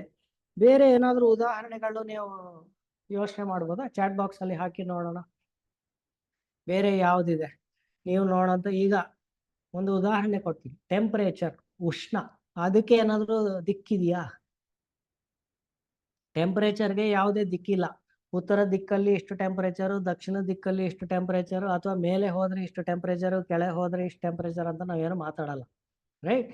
ಸೊ ಅದಕ್ಕೆ ಟೆಂಪರೇಚರ್ಗೂ ಸಹ ಒಂದು ದಿಕ್ಕಿಲ್ಲ, ಅದನ್ನ ನಾವು ಅದನ್ನು ಸ್ಕೇಲಾರ್ ಅಂತಾನೆ ಬರಿಬೋದು. ಬೇರೆ ಏನಾದರೂ ಉದಾಹರಣೆಗಳು ಕೊಡ್ಬೋದಾ? ಹಾ, ಶ್ರೀದೇವಿಯ ಮೆಸೇಜ್ ಹಾಕಿದ್ದಾರೆ, ಆಕ್ಸಲರೇಷನ್ ಅನ್ನೋದು ಒಂದು ವೆಕ್ಟರ್ ಅಂತ. ಆಕ್ಸಲರೇಷನ್ ಅಂದ್ರೆ ಕನ್ನಡ ಪದ ವೇಗವರ್ಧನೆ ಅಂತ. ಇದು ಸಹ ನಿಮ್ಗೆ ಪರಿಚಯ ಆಗಿರುತ್ತೆ, ಅದನ್ನ ನಾನು ಇಲ್ಲಿ ಬರಿತೀನಿ. ಮುಂದಕ್ಕೆ ಹೋಗಿ ಆಕ್ಸಲರೇಷನ್ ಅಂದ್ರೆ ಹೇಗೆ ಲೆಕ್ಕ ಹಾಕ್ತೀವಿ ಅಂತಾನು ನಾವು ನೋಡೋಣ. ಸೊ ಆಕ್ಸಲರೇಷನ್ ಅಂದ್ರೆ ವೆಕ್ಟರ್ ಅಂತ. ರಾಧಾ ಮೆಸೇಜ್ ಹಾಕಿದ್ದಾರೆ ಬೆಳಕು ಅಂತ. ಬೆಳಕು ಫಿಸಿಕಲ್ ಕ್ವಾಂಟಿಟಿ ಅಲ್ಲ, ಆದ್ರೆ ಬೆಳಕಿನ ಚಲನೆ ಇದೆಯಲ್ಲ, ಅದರ ವೇಗ ಅಥವಾ ದಿಕ್ಕು ಅದೆಲ್ಲಾನು ಒಂದು ವೆಕ್ಟರೇ ಬರುತ್ತೆ. ಓಕೆ, ನೆಕ್ಸ್ಟ್ ಇನ್ನೊಬ್ರು ಪುಷಿಂಗ್ ಅಂತ ಒಂದು ಮೆಸೇಜ್ ಹಾಕಿದ್ದಾರೆ. ಪುಷಿಂಗ್ ಅಂದ್ರೆ ಏನು? ತಳ್ಳೋ ಅಂತದ್ದು. ತಳ್ಳುತ್ತಾ ಇದ್ದೀವಿ ಅಂದ್ರೆ ನಾನು ಯಾವ ದಿಕ್ಕಲ್ಲಿ ತಳ್ತಾ ಇದ್ದೀನಿ ಅಂತ ಅದಕ್ಕೊಂದು ದಿಕ್ಕಿದೆ. ಎಳಿತಾ ಇದ್ದೀನಿ ಅಂದ್ರೆ ಅದಕ್ಕೊಂದು ದಿಕ್ಕಿದೆ, ರೈಟ್? ಇದಕ್ಕೆ ನೀವು ಬಲ ಪ್ರಯೋಗ ಮಾಡಬೇಕಾದ್ರೆ ಯಾವುದು ತಳ್ತಾ ಇದ್ದೀರಿ, ಯಾವುದು ಎಳಿತಾ ಇದ್ದೀರಿ ಅಂತ ನಿಮ್ಗೆ ಕ್ಲಾರಿಟಿ ಇದೆ. ಸೊ ಬಲ ಪ್ರಯೋಗ, ಫೋರ್ಸ್, ಫೋರ್ಸ್ ಅಂದ್ರೆ ಬಲ, ಬಲ ಎಷ್ಟಿದೆಯೋ, ಬಲ ಯಾವ ದಿಕ್ಕಲ್ಲಿ ಇದೆಯೋ ಅದನ್ನ ನಾವು ವೆಕ್ಟರ್ ಅಂತ ಕರಿತೀವಿ. ಅದೇ ಶಕ್ತಿ ಇದೆ ಅನ್ಕೊಳ್ಳಿ, ಶಕ್ತಿ ಮೇಲೆ ಹೋದ್ರೆ ಅಥವಾ ಮುಂದಕ್ಕೆ ಹೋದ್ರೆ ಶಕ್ತಿ ಕಮ್ಮಿ ಅಥವಾ ಜಾಸ್ತಿ ಅಂತ ನೀವು ಮಾತಾಡಲ್ಲ. ಸೊ ಶಕ್ತಿಗೆ ಯಾವ ದಿಕ್ಕಲ್ಲಿ ಏನು ಅಂತ ದಿಕ್ಕು ಅಂತ ಏನಿರಲ್ಲ. ಎನರ್ಜಿ, ಇದಕ್ಕೆ ಶಕ್ತಿಗೆ ಏನೋ ದಿಕ್ಕಿಲ್ಲ. ಒಂದು ಯೋಚನೆ ಮಾಡಿ, ಸಮಯಕ್ಕೆ ಏನಾದ್ರೂ ದಿಕ್ಕಿದೆಯಾ? ನಾವು ಸಮಯ ಈಗ ಟೈಮ್ 8 ಗಂಟೆ ಆಯ್ತು ಅಂತ ನಾವು ಹೇಳೋದಾದ್ರೆ ನಾವು ಯಾವ ದಿಕ್ಕಲ್ಲಿ ಅಂತ ಏನಾದ್ರು ಹೇಳ್ತೀವ? ಏನು ಹೇಳಲ್ಲ. ಸೊ ಸಮಯವೂ ಸಹ ಒಂಥರ ಸ್ಕೇಲಾರ್, ಸಮಯಕ್ಕೆ ಏನೋ ದಿಕ್ಕಿಲ್ಲ. ಕೆಲವು ನೀವು ಅಡ್ವಾನ್ಸ್ಡ್ ಕೋರ್ಸಸ್ ಅಲ್ಲಿ ನೀವು ಹೋಗಿ ನೋಡ್ತೀರಾ, ಸಮಯಕ್ಕೂ ಒಂಥರ ದಿಕ್ಕಿದ್ದಂಗೆ. ಯಾಕೆಂದ್ರೆ ಸಮಯನ ಹಿಂದಕ್ಕೆ ತಿರ್ಗ್ಸಕ್ಕಾಗಲ್ಲ, ಆಗೋಗಿರೋ ಸಮಯ ಮತ್ತೆ ಸಿಗಲ್ಲ. ಸೊ ಯಾವಾಗ್ಲೂ ಸಮಯ ಮುಂದಕ್ಕೆ ಮಾತ್ರ ಹೋಗ್ತಾ ಇರುತ್ತೆ ಅನ್ನೋ ತರನು ಒಂದು ವಾದನೆ ಮಾಡ್ಬೋದು. ಸೊ ಅದು ನಮ್ಮ ಸ್ಕೂಲ್ ಲೆವೆಲ್ ಹಂತಕ್ಕೆ ಅದು ಚರ್ಚೆ ನಾವು ಮಾಡಲ್ಲ. ಇನ್ನೊಬ್ರು ರಾಧಾ ಅನ್ನೋರು ಮೆಸೇಜ್ ಹಾಕಿದ್ದಾರೆ, ಗ್ರಾವಿಟಿನ ಹಾಕಬಹುದಾ ಅಂತ. ಹೌದು, ಗ್ರಾವಿಟಿಗೂ ಸಹ ಒಂದು ದಿಕ್ಕಿದೆ. ಅದು ಭೂಮಿಯ ಕಡೆಗೆ, ಭೂಮಿ ಮೇಲೆ ನೀವು ನಿಂತ್ಕೊಂಡ್ರೆ ಭೂಮಿಯ ಕಡೆಗೆ ಗುರುತ್ವಾಕರ್ಷಣ ಇರುತ್ತೆ. ಈ ಗ್ರಾವಿಟಿ ಅನ್ನೋದು ಒಂದು ರೀತಿಯ ಬಲ. ನಾನು ಆಲ್ರೆಡಿ ಫೋರ್ಸ್ ಅಂತ ನಾನು ಲಿಸ್ಟ್ ಮಾಡಿರೋದ್ರಿಂದ ಸೆಪರೇಟ್ ಆಗಿ ನಾನು ತೋರಿಸೋ ಅಗತ್ಯ ಇಲ್ಲ. ಫೋರ್ಸ್ ಅಲ್ಲೇನೆ ಒಂದು ವೆರೈಟಿ ಗ್ರಾವಿಟಿ ಅಂತ ನಾನು ಹಾಕೋಬಹುದು, ರೈಟ್? ಅದೇ ತರ ಕನ್ವೆನ್ಷನಲ್ ಡೈರೆಕ್ಷನ್ ಆಫ್ ಕರೆಂಟ್ ಅಂತ ಕುಶಾಲ್ ಮೆಸೇಜ್ ಹಾಕಿದ್ದಾರೆ. ಈಗ ಕರೆಂಟ್ ಅನ್ನೋದು ನೀವು ಪಾಸಿಟಿವ್ ಟು ನೆಗೆಟಿವ್ ಹೋಗುತ್ತೆ ಹೊರತು ಅಲ್ಲಿ left side right side up down ಅಂತ ಏನೂ ಇರಲ್ಲ. ಸೊ ಕರೆಂಟ್ ಅಂತ ಬಂದ್ರೆ ಅದು ಸಹ ನಮ್ಮ ಸ್ಕೇಲಾರೆ. ಆದರೆ ನಾವು ಈ ಮ್ಯಾಗ್ನೆಟಿಕ್ ಫೀಲ್ಡ್ಸು ಇವೆಲ್ಲಾನು ಬಂದಾಗ ಕರೆಂಟ್ ಯಾವ ಡೈರೆಕ್ಷನಲ್ಲಿ ಫ್ಲೋ ಆಗುತ್ತೋ ಆ ಡೈರೆಕ್ಷನ್ ಆಧಾರಿತವಾಗಿ ಬೇರೆ ಮ್ಯಾಗ್ನೆಟಿಕ್ ಫೀಲ್ಡ್ ಕ್ರಿಯೇಟ್ ಆಗುವಂಥದ್ದು ಇದೆಲ್ಲಾನು ಬರುತ್ತೆ. ಸೊ ಅಲ್ಲೂ ಕರೆಂಟ್ ಅಂದ್ರೆ ನಾವು ವೆಕ್ಟರ್ ಅಂತ ತಗೋತೀವಿ. ಯಾವ ದಿಕ್ಕಲ್ಲಿ ಎಲೆಕ್ಟ್ರಾನ್ಗಳು ಓಡಾಡ್ತಾ ಇದೆ, ಯಾವ ದಿಕ್ಕಲ್ಲಿ ಕರೆಂಟ್ ಹೋಗ್ತಾ ಇದೆ ಅನ್ನೋದು ನಾವು ನೋಡ್ತೀವಿ. ಸೊ ಕರೆಂಟು ಸಹ ವೆಕ್ಟರ್. ಮ್ಯಾಗ್ನೆಟಿಕ್ ಫೀಲ್ಡ್ ಅಂತ ಹಾಕಿದ್ದಾರೆ, ಹೌದು, ಅದೂ ಸಹ ಮ್ಯಾಗ್ನೆಟಿಕ್ ಫೀಲ್ಡ್ ಲೈನ್ಸ್ ಅಂತ ಇಲ್ಲಿ ಮೆಸೇಜ್ ಬಂದಿದೆ. ಮ್ಯಾಗ್ನೆಟಿಕ್ ಫೀಲ್ಡ್ ಲೈನ್ಸ್ ಅನ್ನೋದು ಒಂಥರ ಇಮ್ಯಾಜಿನರಿ, ಅದು ಫಿಸಿಕಲ್ ಕ್ವಾಂಟಿಟಿನೂ ಅಲ್ಲ. ಆದ್ರೆ ಮ್ಯಾಗ್ನೆಟಿಕ್ ಲೈನ್ಸೂನು ನೀವು ಡ್ರಾ ಮಾಡ್ಬೇಕಾದ್ರೆ ಒಂದು ದಿಕ್ಕು ತೋರಿಸ್ತೀರಾ, ನಾರ್ತ್ ಪೋಲ್ ಇಂದ ಸೌತ್ ಪೋಲ್ ಕಡೆಗೆ ಅಂತ. ಅಥವಾ ನೀವೇ ಒಂದು ಬಾರ್ ಮ್ಯಾಗ್ನೆಟ್ ಇಟ್ಕೊಂಡ್ರೆ ಅದೊಂದು ದಿಕ್ಕು ತೋರಿಸ್ತಾ ಇರುತ್ತೆ, ನಾರ್ತ್ ಪೋಲ್ ಕಡೆಗೆ ಅಂತ ಒಂದು ಡೈರೆಕ್ಷನ್ ಇದೆ. ಸೊ ಈ ತರ ಸುಮಾರು ಫಿಸಿಕಲ್ ಕ್ವಾಂಟಿಟೀಸ್ ಇದೆ. ನಾನು ಲಾಸ್ಟ್ ಟೈಮ್ ಹೇಳಿದೆ ಸಾವಿರಾರು ಫಿಸಿಕಲ್ ಕ್ವಾಂಟಿಟೀಸ್ ಇದೆ ಅಂತ. ಇದನ್ನ ಇಲ್ಲಿ ನಾವು ಕೆಲವನ್ನ ಮೆಜರ್ ಮಾಡಿದ್ವಿ. ಈಗ ಫಾರ್ ಎಕ್ಸಾಂಪಲ್ ನಾನು ಇನ್ನೊಂದು ಕೆಲವು ಉದಾಹರಣೆಗಳು ಕೊಡ್ತೀನಿ. ವಾಲ್ಯೂಮ್ ಅಂತ ನಾವು ತಗೊಂಡ್ರೆ ವಾಲ್ಯೂಮ್ ಏನಾದ್ರು ದಿಕ್ಕಿರುತ್ತಾ? ನೀವು ಏನಾದ್ರು ಹಾಲಿನ 1 ಲೀಟರ್ ಹಾಲು ಅಂತ ಹೇಳಿದ್ರೆ ಉತ್ತರ ದಿಕ್ಕಲ್ಲಿ ದಕ್ಷಿಣ ದಿಕ್ಕಲ್ಲಿ ಅಂದೇನು ಹೇಳಲ್ಲ, ಹೇಳೋ ಅಗತ್ಯನೂ ಇಲ್ಲ. 1 ಲೀಟರ್ ಹಾಲು ಅಂದ್ರೆ ಎಲ್ಲರಿಗೂ ಅರ್ಥ ಆಗುತ್ತೆ. ಸೊ ವಾಲ್ಯೂಮ್ ಸಹ ಸ್ಕೇಲಾರ್. ಓಕೆ, ಇನ್ನೊಂದು ಸಾಂದ್ರತೆ ಅಂತ ನಾವು ಮೆಜರ್ ಮಾಡ್ತೀವಿ. ಡೆನ್ಸಿಟಿ ಅಂತ ಕನ್ನಡ ಪದ ಇದೆ, ಸಾರಿ ಇಂಗ್ಲಿಷ್ ಪದ. ಸೊ ಸಾಂದ್ರತೆಗೂ ಏನು ದಿಕ್ಕಿರಲ್ಲ. ಅಥವಾ ಒತ್ತಡಕ್ಕೂ ಏನು ಪ್ರೆಷರ್ ಅಂತ ಕರಿತೀವಿ, ಅದಕ್ಕೂ ಸಹ ಏನು ದಿಕ್ಕಿಲ್ಲ. ಒತ್ತಡ ಅನ್ನೋದು ಈಗ ಅಟ್ಮಾಸ್ಫರಿಕ್ ಪ್ರೆಷರ್ ಅಂತ ನೀವು ನೋಡಿದ್ರೆ ಅದು ಎಲ್ಲಾ ದಿಕ್ಕಲ್ಲೂ ಇರುತ್ತೆ. ಸೊ ನಿಖರವಾಗಿ ಒಂದೇ ದಿಕ್ಕು ಅಂತ ಇರಲ್ಲ. ಸೊ ಈ ತರ ನೀವು ಓದ್ತಾ ಇರುವ ಎಲ್ಲಾ ಫಿಸಿಕಲ್ ಕ್ವಾಂಟಿಟೀಸ್ ಬಗ್ಗೆ ನೀವು ಪದೇ ಪದೇ ಆ ಫಿಸಿಕಲ್ ಕ್ವಾಂಟಿಟಿ ಸ್ಕೇಲಾರೋ ವೆಕ್ಟಾರೋ ಅಂತ ನೀವು ಯೋಚನೆ ಮಾಡಬೇಕು. ಸ್ಕೇಲಾರ್ ಆಗಿದ್ರೆ ಅದಕ್ಕೆ ದಿಕ್ಕು ಹೇಳೋ ಅಗತ್ಯ ಇಲ್ಲ. ವೆಕ್ಟರ್ ಆಗಿದ್ರೆ ಅದಕ್ಕೆ ದಿಕ್ಕನ್ನ ನಿಖರವಾಗಿ ಒಂದೇ ದಿಕ್ಕನ್ನ ನೀವು ಹೇಳಬೇಕು, ಅಥವಾ ನೀವು ಲೆಕ್ಕದಲ್ಲಿ ನೀವು ಲೆಕ್ಕ ಮಾಡಿದ ಮೇಲೆ ಅದಕ್ಕೆ ಸ್ಪಷ್ಟವಾಗಿ ಹೇಳೋಂಗೆ ಆಗ್ಬೇಕು. ಸೊ ಇದರಲ್ಲಿ ಕೈನಮ್ಯಾಟಿಕ್ಸ್ ಅಲ್ಲಿ ಅಥವಾ ಚಲನೆಗೆ ಸಂಬಂಧಪಟ್ಟಂಗೆ ಈಗ ನೀವು ಡಿಸ್ಪ್ಲೇಸ್ಮೆಂಟ್, ವೆಲಾಸಿಟಿ, ಆಕ್ಸಲರೇಷನ್ ಅಂತ ಇಲ್ಲಿ ಏನು ಬರ್ದಿದೀವೋ ಇವೆಲ್ಲ ನೀವು ಲೆಕ್ಕ ಹಾಕಿದ್ರೆ ನಾಳೆ ನೀವು ಲೆಕ್ಕ ಹಾಕಿದ ತಕ್ಷಣ ಅದರ ಯೂನಿಟ್ಸ್ ಬರೆಯೋದ್ರ ಜೊತೆಗೆ ಯಾವ ದಿಕ್ಕಿನಲ್ಲಿ ಅನ್ನೋದು ಸಹ ಸ್ಪಷ್ಟವಾಗಿ ನೀವು ಬರೆಯೋದು ತಿಳ್ಕೋಬೇಕು. ಸೊ ಈಗ ಮುಂದುವರ್ಸೋಣ. ಸೊ ಇಲ್ಲಿ ಹಿಂದೆ ಫಿಸಿಕಲ್ ಕ್ವಾಂಟಿಟೀಸ್ ನಾವು ಪರಿಚಯ ಮಾಡ್ತಾ ಇದ್ವಿ. ಇಲ್ಲಿ ನೋಡಿ, ಮೊದಲನೇದು ನಾವು ಇಲ್ಲಿ ಮಾತಾಡಿದ್ದು ಡಿಸ್ಟೆನ್ಸ್ ಅಂತ, ನೆಕ್ಸ್ಟು ಡಿಸ್ಪ್ಲೇಸ್ಮೆಂಟ್ ಅಂತ ಒಂದು ಪದ ಫಿಸಿಕಲ್ ಕ್ವಾಂಟಿಟಿ, ಮೂರನೇದು ಸ್ಪೀಡ್ ಅಂತ ಲೆಕ್ಕ ಹಾಕಿದ್ವಿ, ಸ್ಪೀಡ್ ಆದಮೇಲೆ ವೆಲಾಸಿಟಿ.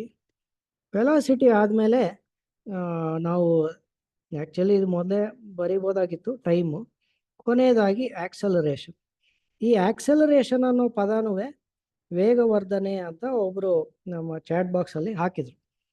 ಈ 6 ಫಿಸಿಕಲ್ ಕ್ವಾಂಟಿಟಿ ಇದೆಯಲ್ಲ, ಈ 6 ಫಿಸಿಕಲ್ ಕ್ವಾಂಟಿಟಿಗಳ ಮಧ್ಯದಲ್ಲಿ ಒಂದಕ್ಕೊಂದು ಕನೆಕ್ಷನ್ ಇದೆ. ಅದನ್ನು ನಾವು ಫಸ್ಟ್ ತಿಳ್ಕೊಬೇಕು. ಈಗ ನಾನು ಎಕ್ಸಾಂಪಲ್ ತೋರಿಸ್ತೀನಿ. ಈ ಡಿಸ್ಟೆನ್ಸ್ ಇದೆಯಲ್ವಾ, ಡಿಸ್ಟೆನ್ಸು, ಸ್ಪೀಡು,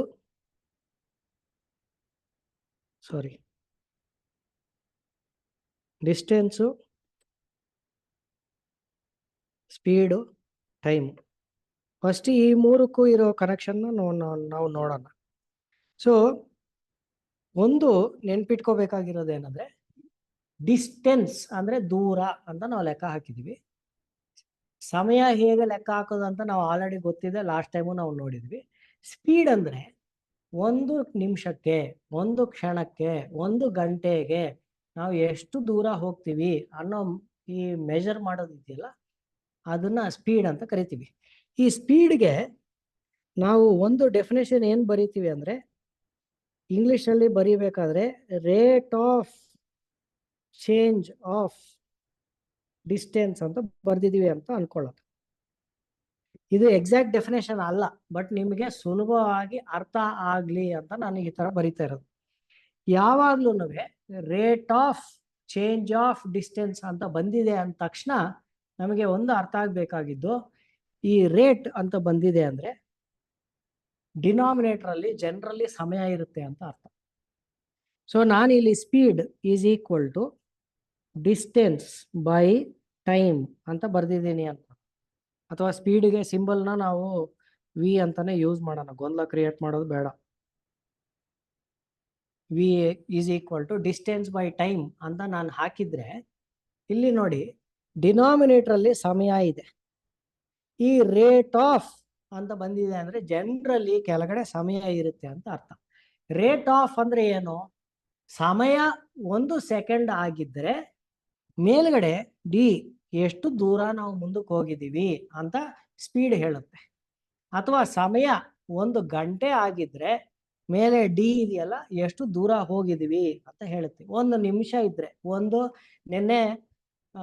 ಮೊನ್ನೆ ಕ್ಲಾಸಲ್ಲಿ ನಾವು ಮಾತಾಡ್ತಾ ಇದ್ವಿ, ಲೈಟ್ 3 ಲಕ್ಷ ಕಿಲೋಮೀಟರ್ 1 ಸೆಕೆಂಡ್ಗೆ ಹೋಗುತ್ತೆ ಅಂತ ನಾವು ಲೆಕ್ಕ ಹಾಕಿದೀವಲ್ಲ.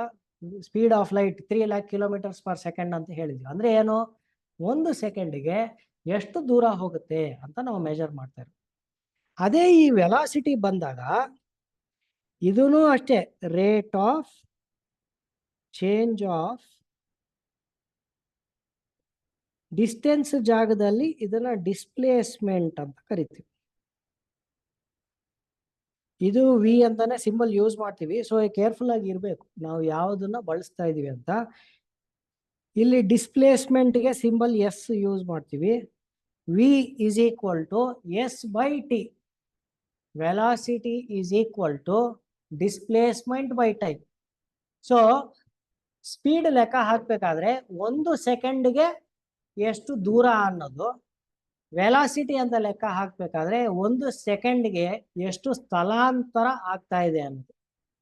ಸೊ ಶಬೀರ್ ಮೆಸೇಜ್ ಹಾಕಿದ್ದಾರೆ, ಈ ವೇಗಕ್ಕೂ ಜಾವಕ್ಕೂ ಏನು ವ್ಯತ್ಯಾಸ ಅಂತ. ಇದೊಂದು ಉದಾಹರಣೆ ಮುಖಾಂತರ ನಾನು ಮುಂದಕ್ಕೆ ಬಂದು ಎಕ್ಸ್ಪ್ಲೇನ್ ಮಾಡ್ತೀನಿ. ಅದೇ ಈ ಮೂರನೇದು ಇದೆಯಲ್ಲ, ಈ ಕೊನೆದೊಂದು ವೇಗವರ್ಧನೆ ಅಂತ ಒಂದು ಪದನ ನಮ್ಮ ಫ್ರೆಂಡ್ ಒಬ್ರು ಇಂಟ್ರೊಡ್ಯೂಸ್ ಮಾಡಿದ್ರು, ಆಕ್ಸಲರೇಷನ್ ಅಂತ.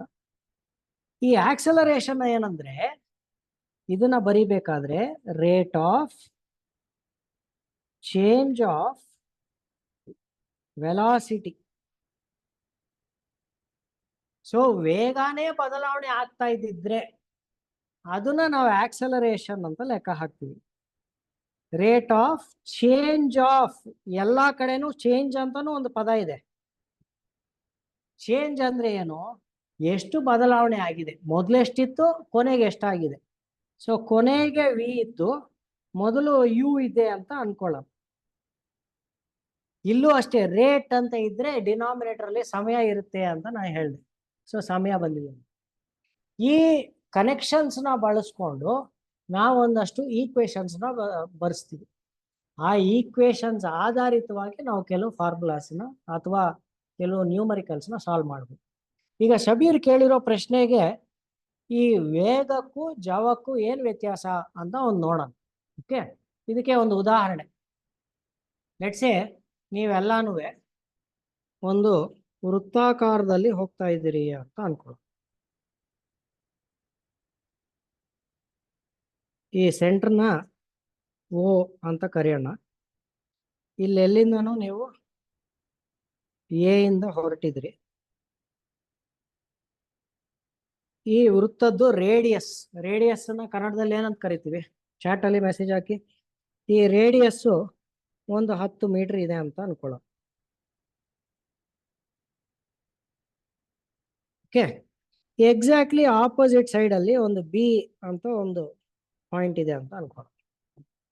ಈಗ ಒಂದು ಇಂಟ್ರೆಸ್ಟಿಂಗ್ ಆಗಿ ಇರುತ್ತೆ ನೋಡಿ. ಲೆಟ್ಸೆ ನೀವು ಒಂದು ಕಡೆಯಿಂದ ಹೊರಟು ಪೂರ್ತಿ ಒಂದು ರೌಂಡ್ ಕಂಪ್ಲೀಟ್ ಮಾಡ್ಕೊಂಡು ಬಂದಿದ್ದೀರಿ ಅಂದ್ರೆ ತ್ರಿಜ್ಯ ಅಂತ ಮೆಸೇಜ್ ಹಾಕಿದ್ದಾರೆ ಶಿವಬಸಮ್ಮ. ಕರೆಕ್ಟ್. ರೇಡಿಯಸ್ ಅಂದ್ರೆ ತ್ರಿಜ್ಯ. ಸೊ ಎ ಇಂದ ಹೊರಟಿದೀವಿ, ಪೂರ್ತಿ ಸುತ್ತಕೊಂಡು ಒಂದು ರೌಂಡ್ ಬಂದಿದೀವಿ ಅಂತ ಅನ್ಕೊಳ್ಳೋಣ. ಈಗ ಎಷ್ಟು ದೂರ ಓಡಾಡಿದೀವಿ? ನಾನು ಫಸ್ಟ್ ಇದು ಕೇಳ್ತೀನಿ, ಡಿಸ್ಟೆನ್ಸ್. ಎ ಇಂದ ಎ ವರೆಗೆ ಪೂರ್ತಿ ಒಂದು ರೌಂಡ್ ಸುತ್ತಕೊಂಡು ಬಂದ್ರೆ ಎಷ್ಟು ದೂರ ಓಡಾಡ್ದಂಗೆ? ಇದಕ್ಕೆ ನಾವು ಸರ್ಕಲ್ ಆಗಿರೋದ್ರಿಂದ ಸರ್ಕಂಫರೆನ್ಸ್ ಲೆಕ್ಕ ಹಾಕ್ಬೋದು. ಸೊ ಇದಕ್ಕೆ ನೀವೇನ್ ಮಾಡ್ತೀರಿ? 2πr ಅಲ್ವಾ? 2πr ಅಂತ ಹಾಕೊಂಡ ತಕ್ಷಣ ಎಷ್ಟು ದೂರ ಸುತ್ತಿದೀವಿ ಅಂತ ಗೊತ್ತಾಗುತ್ತೆ.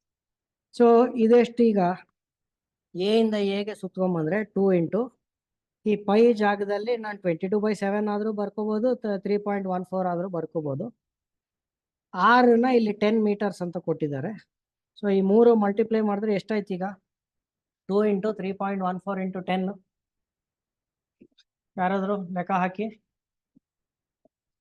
ಇದನ್ನ ನೋಡಿ, ಅಲ್ಲಿ 10 ಇರೋದ್ರಿಂದ 3.14 ಇಂಟು 10 ಅಂದ ತಕ್ಷಣ 31.4 ಆಯ್ತು. ಇಂಟು 2 ಮಾಡಿದ್ರೆ 62.8 ಮೀಟರ್ಸ್ ಆಯ್ತು. ಇದು ನಾವು ಲೆಕ್ಕ ಹಾಕಿದ್ದು ದೂರ. ಈಗ ಡಿಸ್ಪ್ಲೇಸ್ಮೆಂಟ್, ಸ್ಥಳಾಂತರ ಲೆಕ್ಕ ಹಾಕೋಣ. ಸ್ಥಳಾಂತರಗೆ ಸಿಂಬಲ್ ಎಸ್ ಅಂತ ಯೂಸ್ ಮಾಡ್ತೀನಿ. ಎ ಇಂದ ಎಗೆ ಬಂದಿದ್ದೀನಿ, ಎ ಇಂದ ಎಗೆ ಬಂದಿದ್ದೀನಿ. ಸ್ಥಳಾಂತರ ಎಷ್ಟಾಯ್ತು? ಈಗ ಅದೇ ಜಾಗಕ್ಕೆ ಬಂದಿದ್ದೀನಿ. ಎ ಇಂದ ಎಗೆ ಸರಳ ರೇಖೆ ಅಂತ ಹಾಕಕ್ಕಾಗತ್ತಾ? ಹಾಕ್ಬೋದೇನೋ, ಆದ್ರೆ ಅದ್ರ ಉದ್ದ ಎಷ್ಟಿರುತ್ತೆ? ಕುಶಾಲ್ ಮೆಸೇಜ್ ಹಾಕಿದ್ದಾರೆ 0 ಇರುತ್ತೆ ಅಂತ. ಹೌದು. ಸೊ ಸ್ಥಳಾಂತರ ಆಗ್ಲೇ ಇಲ್ಲ, ನೀವು ಎಲ್ಲಿ ಹೊರಟಿದ್ದೀರೋ ಅದೇ ಜಾಗಕ್ಕೆ ಬಂದಿದ್ದೀರಿ. ಕರೆಕ್ಟ್. ಈಗ ನೋಡಿ, ಈ ಒಂದು ರೌಂಡ್ ಪೂರ್ತಿ ಸುತ್ತಕ್ಕೆ ನೀವು ಸಮಯ ಒಂದು 10 ಸೆಕೆಂಡ್ ತಗೊಂಡಿದ್ದೀರಿ ಅಂತ ಅನ್ಕೊಳ್ಳೋಣ. 10 ಸೆಕೆಂಡ್ಸ್ ತಗೊಂಡಿದ್ರೆ ಈಗ ಸ್ಪೀಡ್ ಎಷ್ಟಪ್ಪ? ಸ್ಪೀಡ್ ಎಷ್ಟು? Rate of change of distance. Distance ಎಷ್ಟು? d/t ಅಂತ ನಾವು ಬರ್ದಿದ್ದೀವಿ. Speed 62.8 metres divided by 10 seconds. ಇದನ್ನ ನೀವು ಡಿವೈಡ್ ಮಾಡಿದ್ರೆ ಎಷ್ಟಾಯ್ತು? 6.28 metres per second. Kushal K ಅವರು ಕಿಲೋಮೀಟರ್ಸ್ ಪರ್ ಅವರ್ ಅಂತ ಬರ್ದಿದ್ದಾರೆ. ಇಲ್ಲಿ ಯೂನಿಟ್ಸ್ ನ ನೀವು ಗಮನಿಸ್ಬೇಕು, ಎಲ್ಲಾನು ಮೀಟರ್ ಸೆಕೆಂಡ್ ಅಂತ ಇರೋದ್ರಿಂದ ಇಲ್ಲಿ units 6.28 metres per second. Units ತುಂಬಾ ಮುಖ್ಯ, ನೀವು ಏನೇ ಬರಿಬೇಕಾದ್ರು. ಈ ಮೀಟರ್ಸ್ ಪರ್ ಸೆಕೆಂಡ್ ಅಂತ ನೀವು ಈ ತರ ಆದ್ರೂ ಬರಿಬೋದು, ಅಥವಾ ಕೆಲವು ಪುಸ್ತಕದಲ್ಲಿ ಮೀಟರ್ ಸೆಕೆಂಡ್ ಇನ್ವರ್ಸ್ ಅಂತ ಬರೀತಾರೆ. ಇದೂ ಸರಿನೇ, ಯಾವ್ದು ಬರೆದ್ರೂ ಪರವಾಗಿಲ್ಲ. ಅದೇ ವೆಲಾಸಿಟಿ ಲೆಕ್ಕ ಹಾಕೋಣ, ವೇಗ ಲೆಕ್ಕ ಹಾಕೋಣ. ವೆಲಾಸಿಟಿ ಎಷ್ಟೀಗ? ವೆಲಾಸಿಟಿ ಆದರೆ s/t. ಈಗ ನ್ಯೂಮರೇಟರ್ ನೋಡಿ, s 0 ಮೀಟರ್ಸ್, ಕೆಳಗಡೆ ಸಮಯ 10 ಸೆಕೆಂಡ್ಸ್. ಈಗ ಎಷ್ಟಾಯ್ತು? ಇದು 0 ಮೀಟರ್ಸ್ ಪರ್ ಸೆಕೆಂಡ್. ಈಗ ನೋಡಿ, ಒಂದೇ ಚಲನೆಯ ಬಗ್ಗೆ ನಾವು ಮಾತಾಡ್ತಾ ಇರೋದು, ಆದ್ರೆ 2 ಬೇರೆ ಬೇರೆ ಪದಗಳು ಬಳಸಿದ್ವಿ. ಜವ ಎಷ್ಟು? 6.28 ಮೀಟರ್ ಪರ್ ಸೆಕೆಂಡ್ ಬಂತು. ಇದಕ್ಕೇನು ದಿಕ್ಕಿಲ್ಲ ಅಲ್ಲ, ನೀವು ಓಡಾಡಿದ್ರಲ್ವಾ ಅಂತ ನಾನು ಪ್ರಶ್ನೆ ಕೇಳಿದ್ರೆ, ಹೌದು ಸರ್ 68 ಮೀಟರ್ ಸುತ್ಕೊಂಡ್ ಬಂದಿದೀವಿ ಅಂತ ಹೇಳ್ತೀರಿ. ಸರಿ, ಯಾವ ಜವ ಇತ್ತು, ಎಷ್ಟು ಜವ ಇತ್ತು ನಿಮ್ಗೆ ಅಂದ್ರೆ ನೀವು ಇದು ಹೇಳ್ತೀರಿ 6.28 ಸಾರ್ ಅಂತ ಹೇಳ್ತೀರಿ. ಸರಿ, ಓಡಾಡ್ಕೊಂಡು ಎಲ್ಲಿಗೆ ಬಂದ್ರಿ? ಮತ್ತೆ ಅಲ್ಲಿಗೆ ಬಂದಿದ್ವಿ. ಸ್ಥಳಾಂತರ ಎಷ್ಟಾಯ್ತು? 0 ಆಯ್ತು. ಈಗ ನಿಮ್ಮ ಚಲನೆಗೆ ವೇಗ ಎಷ್ಟಿತ್ತು ಅಂತ ನಾನು ಕೇಳಿದ ತಕ್ಷಣ ಇಲ್ಲಿ ಈಗ ನೋಡಿ 0 ಆಗೋಯ್ತು. ಸೊ ನಮಗೆ ವ್ಯತ್ಯಾಸ ಏನು ಅಂದ್ರೆ ಇದೇನೆ. ಇದೇ ಉದಾಹರಣೆಗೆ ಇನ್ನೊಂದ್ ತರ, ಈಗ ಎ ಇಂದ ಎಗೆ ಬರೋದು ನಾವು ಲೆಕ್ಕ ಹಾಕಿದ್ವಿ. ಇದೇ ಉದಾಹರಣೆಗೆ ಎ ಇಂದ ಬಿ ಗೆ ಬರೋದಾದ್ರೆ ಏನಾಗುತ್ತೆ? ಇದೇ 10 ಸೆಕೆಂಡ್ ಅಲ್ಲಿ ಸ್ವಲ್ಪ ನಿಧಾನಕ್ಕೆ ಬಿ ವರೆಗೆ ಮಾತ್ರ ಬಂದಿದ್ವಿ ಅನ್ಕೊಳ್ಳೋಣ. ಈಗ ಡಿಸ್ಟೆನ್ಸ್ ಎಷ್ಟು, ದೂರ ಎಷ್ಟು? ಎ ಇಂದ ಬಿ ಗೆ ಬಂದಿದ್ವಿ ಅನ್ಕೊಳ್ಳೋಣ. ಎ ಇಂದ ಬಿ ವರೆಗೆ ಬಂದ್ರೆ ಎಷ್ಟಾಯ್ತು? ಎ ಇಂದ ಬಿ ಅಂದ್ರೆ ಇದು ಈ ಸೆಮಿ ಸರ್ಕಲ್ ಇದೆಯಲ್ಲ, ಇಷ್ಟಾಯ್ತು. ಇದು ಎ ಇತ್ತು, ಇದು ಬಿ ಇತ್ತು, ಇದು 0 ಇತ್ತು. ವೃತ್ತಾಕಾರದಲ್ಲಿ ಬಂದಿದ್ರಿ ನೀವು ಈ ದಾರಿನ ಬಳಸ್ಕೊಂಡು. ಸೊ ಎ ಇಂದ ಬಿಗೆ ಎಷ್ಟು? 2πr, ಅರ್ಧದಷ್ಟಲ್ವಾ? 2πr ಅಂದ್ರೆ ಪೂರ್ತಿ ಸರ್ಕಲ್ ಆಯ್ತು, ಅದರಲ್ಲಿ ಅರ್ಧದಷ್ಟು ದೂರ ನೀವು ಬಂದಿದ್ರಿ. ಸೊ ಈ 2 ಕ್ಯಾನ್ಸಲ್ ಆಗುತ್ತೆ, πr ಆಯ್ತು. ಪೈ ಅಂದ್ರೆ 3.14.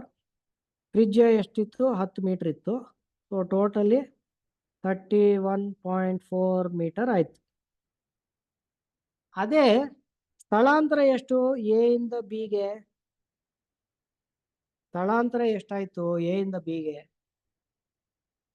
ನೀವೀಗ ಸ್ಥಳಾಂತರ ಲೆಕ್ಕ ಹಾಕ್ಬೇಕಾದ್ರೆ ಇದು ಮಾತ್ರ ಲೆಕ್ಕ ಹಾಕ್ತೀರಿ. ಎ ಇಂದ ಬಿಗೆ ಒಂದು ಸರಳ ರೇಖೆ ಹಾಕಿ ಎಷ್ಟು ಅಂತ ಲೆಕ್ಕ ಹಾಕ್ತೀರಿ. ಅದು ಇಲ್ಲಿ ಸುಮಾರು ಜನ ಅಶ್ವಿನಿ ಎಲ್ಲ ಮೆಸೇಜ್ ಹಾಕಿದ್ದಾರೆ 20 ಮೀಟ್ರು ಅಂತ. ಸ್ಥಳಾಂತರ 20 ಮೀಟರ್ ಆಯ್ತು. ಈಗ ಜವ ಎಷ್ಟು? ಸ್ಪೀಡ್ ಎಷ್ಟು? ಡಿಸ್ಟೆನ್ಸ್ ಬೈ ಟೈಮ್ ಅಲ್ವಾ? ನಾನು ಟೈಮ್ ಹೇಳಿದೆ ಅದೇ 10 ಸೆಕೆಂಡು ಅಂತ. ಸೊ ಡಿಸ್ಟೆನ್ಸ್ ಎಷ್ಟಿತ್ತು ಇಲ್ಲಿ? 31.4 ಮೀಟರ್ಸ್ ಡಿವೈಡೆಡ್ ಬೈ 10 ಸೆಕೆಂಡ್ಸ್ ಇತ್ತು. ಸೊ ಎಷ್ಟಾಯ್ತು ಇಲ್ಲಿಗೆ? ಇಲ್ಲಿಗೆ ಎಷ್ಟಿದು? 3.14 metres per second. Metres per second ಅಂತ ಕರಿತೀವಿ. ಮೀಟರ್ಸ್ ಪರ್ ಸೆಕೆಂಡ್ ಅಂದ್ರೆ 1 ಸೆಕೆಂಡ್ಗೆ 3.14 ಮೀಟರ್ ಅಷ್ಟು ಓಡಾಡ್ತಾ ಇದೆ. ಅದೇ ವೆಲಾಸಿಟಿ ಲೆಕ್ಕ ಹಾಕೋದಾದ್ರೆ S/T. ಈಗ ನೋಡಿ 20 ಮೀಟರ್ಸ್ ಬೈ 10 ಸೆಕೆಂಡ್, ಇದೆಷ್ಟಾಯ್ತು? 2 ಮೀಟರ್ಸ್ ಪರ್ ಸೆಕೆಂಡ್ ಆಯ್ತು. ಈಗ ನೋಡಿ, ಹಿಂದಿನ ಲೆಕ್ಕ ಅಲ್ಲಿ ವೃತ್ತಾಕಾರದಲ್ಲಿ ಒಂದು ಕಡೆಯಿಂದ ಬಳಸ್ಕೊಂಡು ಮತ್ತೆ ನೀವು ಅಲ್ಲಿಗೆ ವಾಪಸ್ ಬಂದಾಗ ಎಷ್ಟು ಸಮಯ ಆಯಿತು? 10 ಸೆಕೆಂಡಲ್ಲಿ ಎಷ್ಟು? ಇಲ್ಲಿ ನೋಡಿ, ವೃತ್ತಾಕಾರದಲ್ಲಿ ನೀವು ಹಿಂದೆಯಿಂದ ಸುತ್ತಿ ಬಳಸ್ಕೊಂಡು ಅಲ್ಲಿಗೆ ಬಂದ್ರೆ ಜವ 6.28 ಬಂದರೂ ಸಹ ನಿಮ್ಮ ವೆಲಾಸಿಟಿ ಬಂದು 0 ಆಗೋಯ್ತು. ಯಾಕೆ? ಸ್ಥಳಾಂತರ 0 ಆಯ್ತು. ಅದೇ ಜಾಗಕ್ಕೆ ವಾಪಸ್ ಬಂದಿದ್ರಿ, ಸ್ಥಳಾಂತರ 0 ಆಯ್ತು. ಅದೇ ಈಗ ಎ ಇಂದ ಬಿ ವರೆಗೆ ಮಾತ್ರ ಬಂದಿದ್ರೆ, ಅಂದ್ರೆ ಅರ್ಧ ವೃತ್ತ ಆದಷ್ಟು ಮಾತ್ರ ನೀವು ಸುತ್ತಿದ್ರೆ, ಈಗ ಏನಾಗಿತ್ತು? ಒಬ್ರು ಮೆಸೇಜ್ ಹಾಕಿದ್ರು ಸ್ಥಳಾಂತರ 20 ಮೀಟರ್ ಹೇಗೆ ಬಂತು ಅಂತ. ಎ ಇಂದ ಬಿಗೆ ನೀವು ನೋಡಿ, ಈಗ ಇಲ್ಲಿ ಒಂದು ಸರಳ ರೇಖೆ ಹಾಕಿದ್ರೆ ಓ ಇಂದ ಎ ವರೆಗೆ 10 ಮೀಟರ್ ತ್ರಿಜ್ಯ, ಹಾಗೆ ಓ ಇಂದ ಬಿ ವರೆಗೂ 10 ಮೀಟರ್, ಎರಡು ಸೇರಿಸಿದ್ರೆ 20 ಮೀಟರ್ ಆಯ್ತು. ಸೊ ಸ್ಥಳಾಂತರ 20 ಮೀಟರ್ ಆಯ್ತು.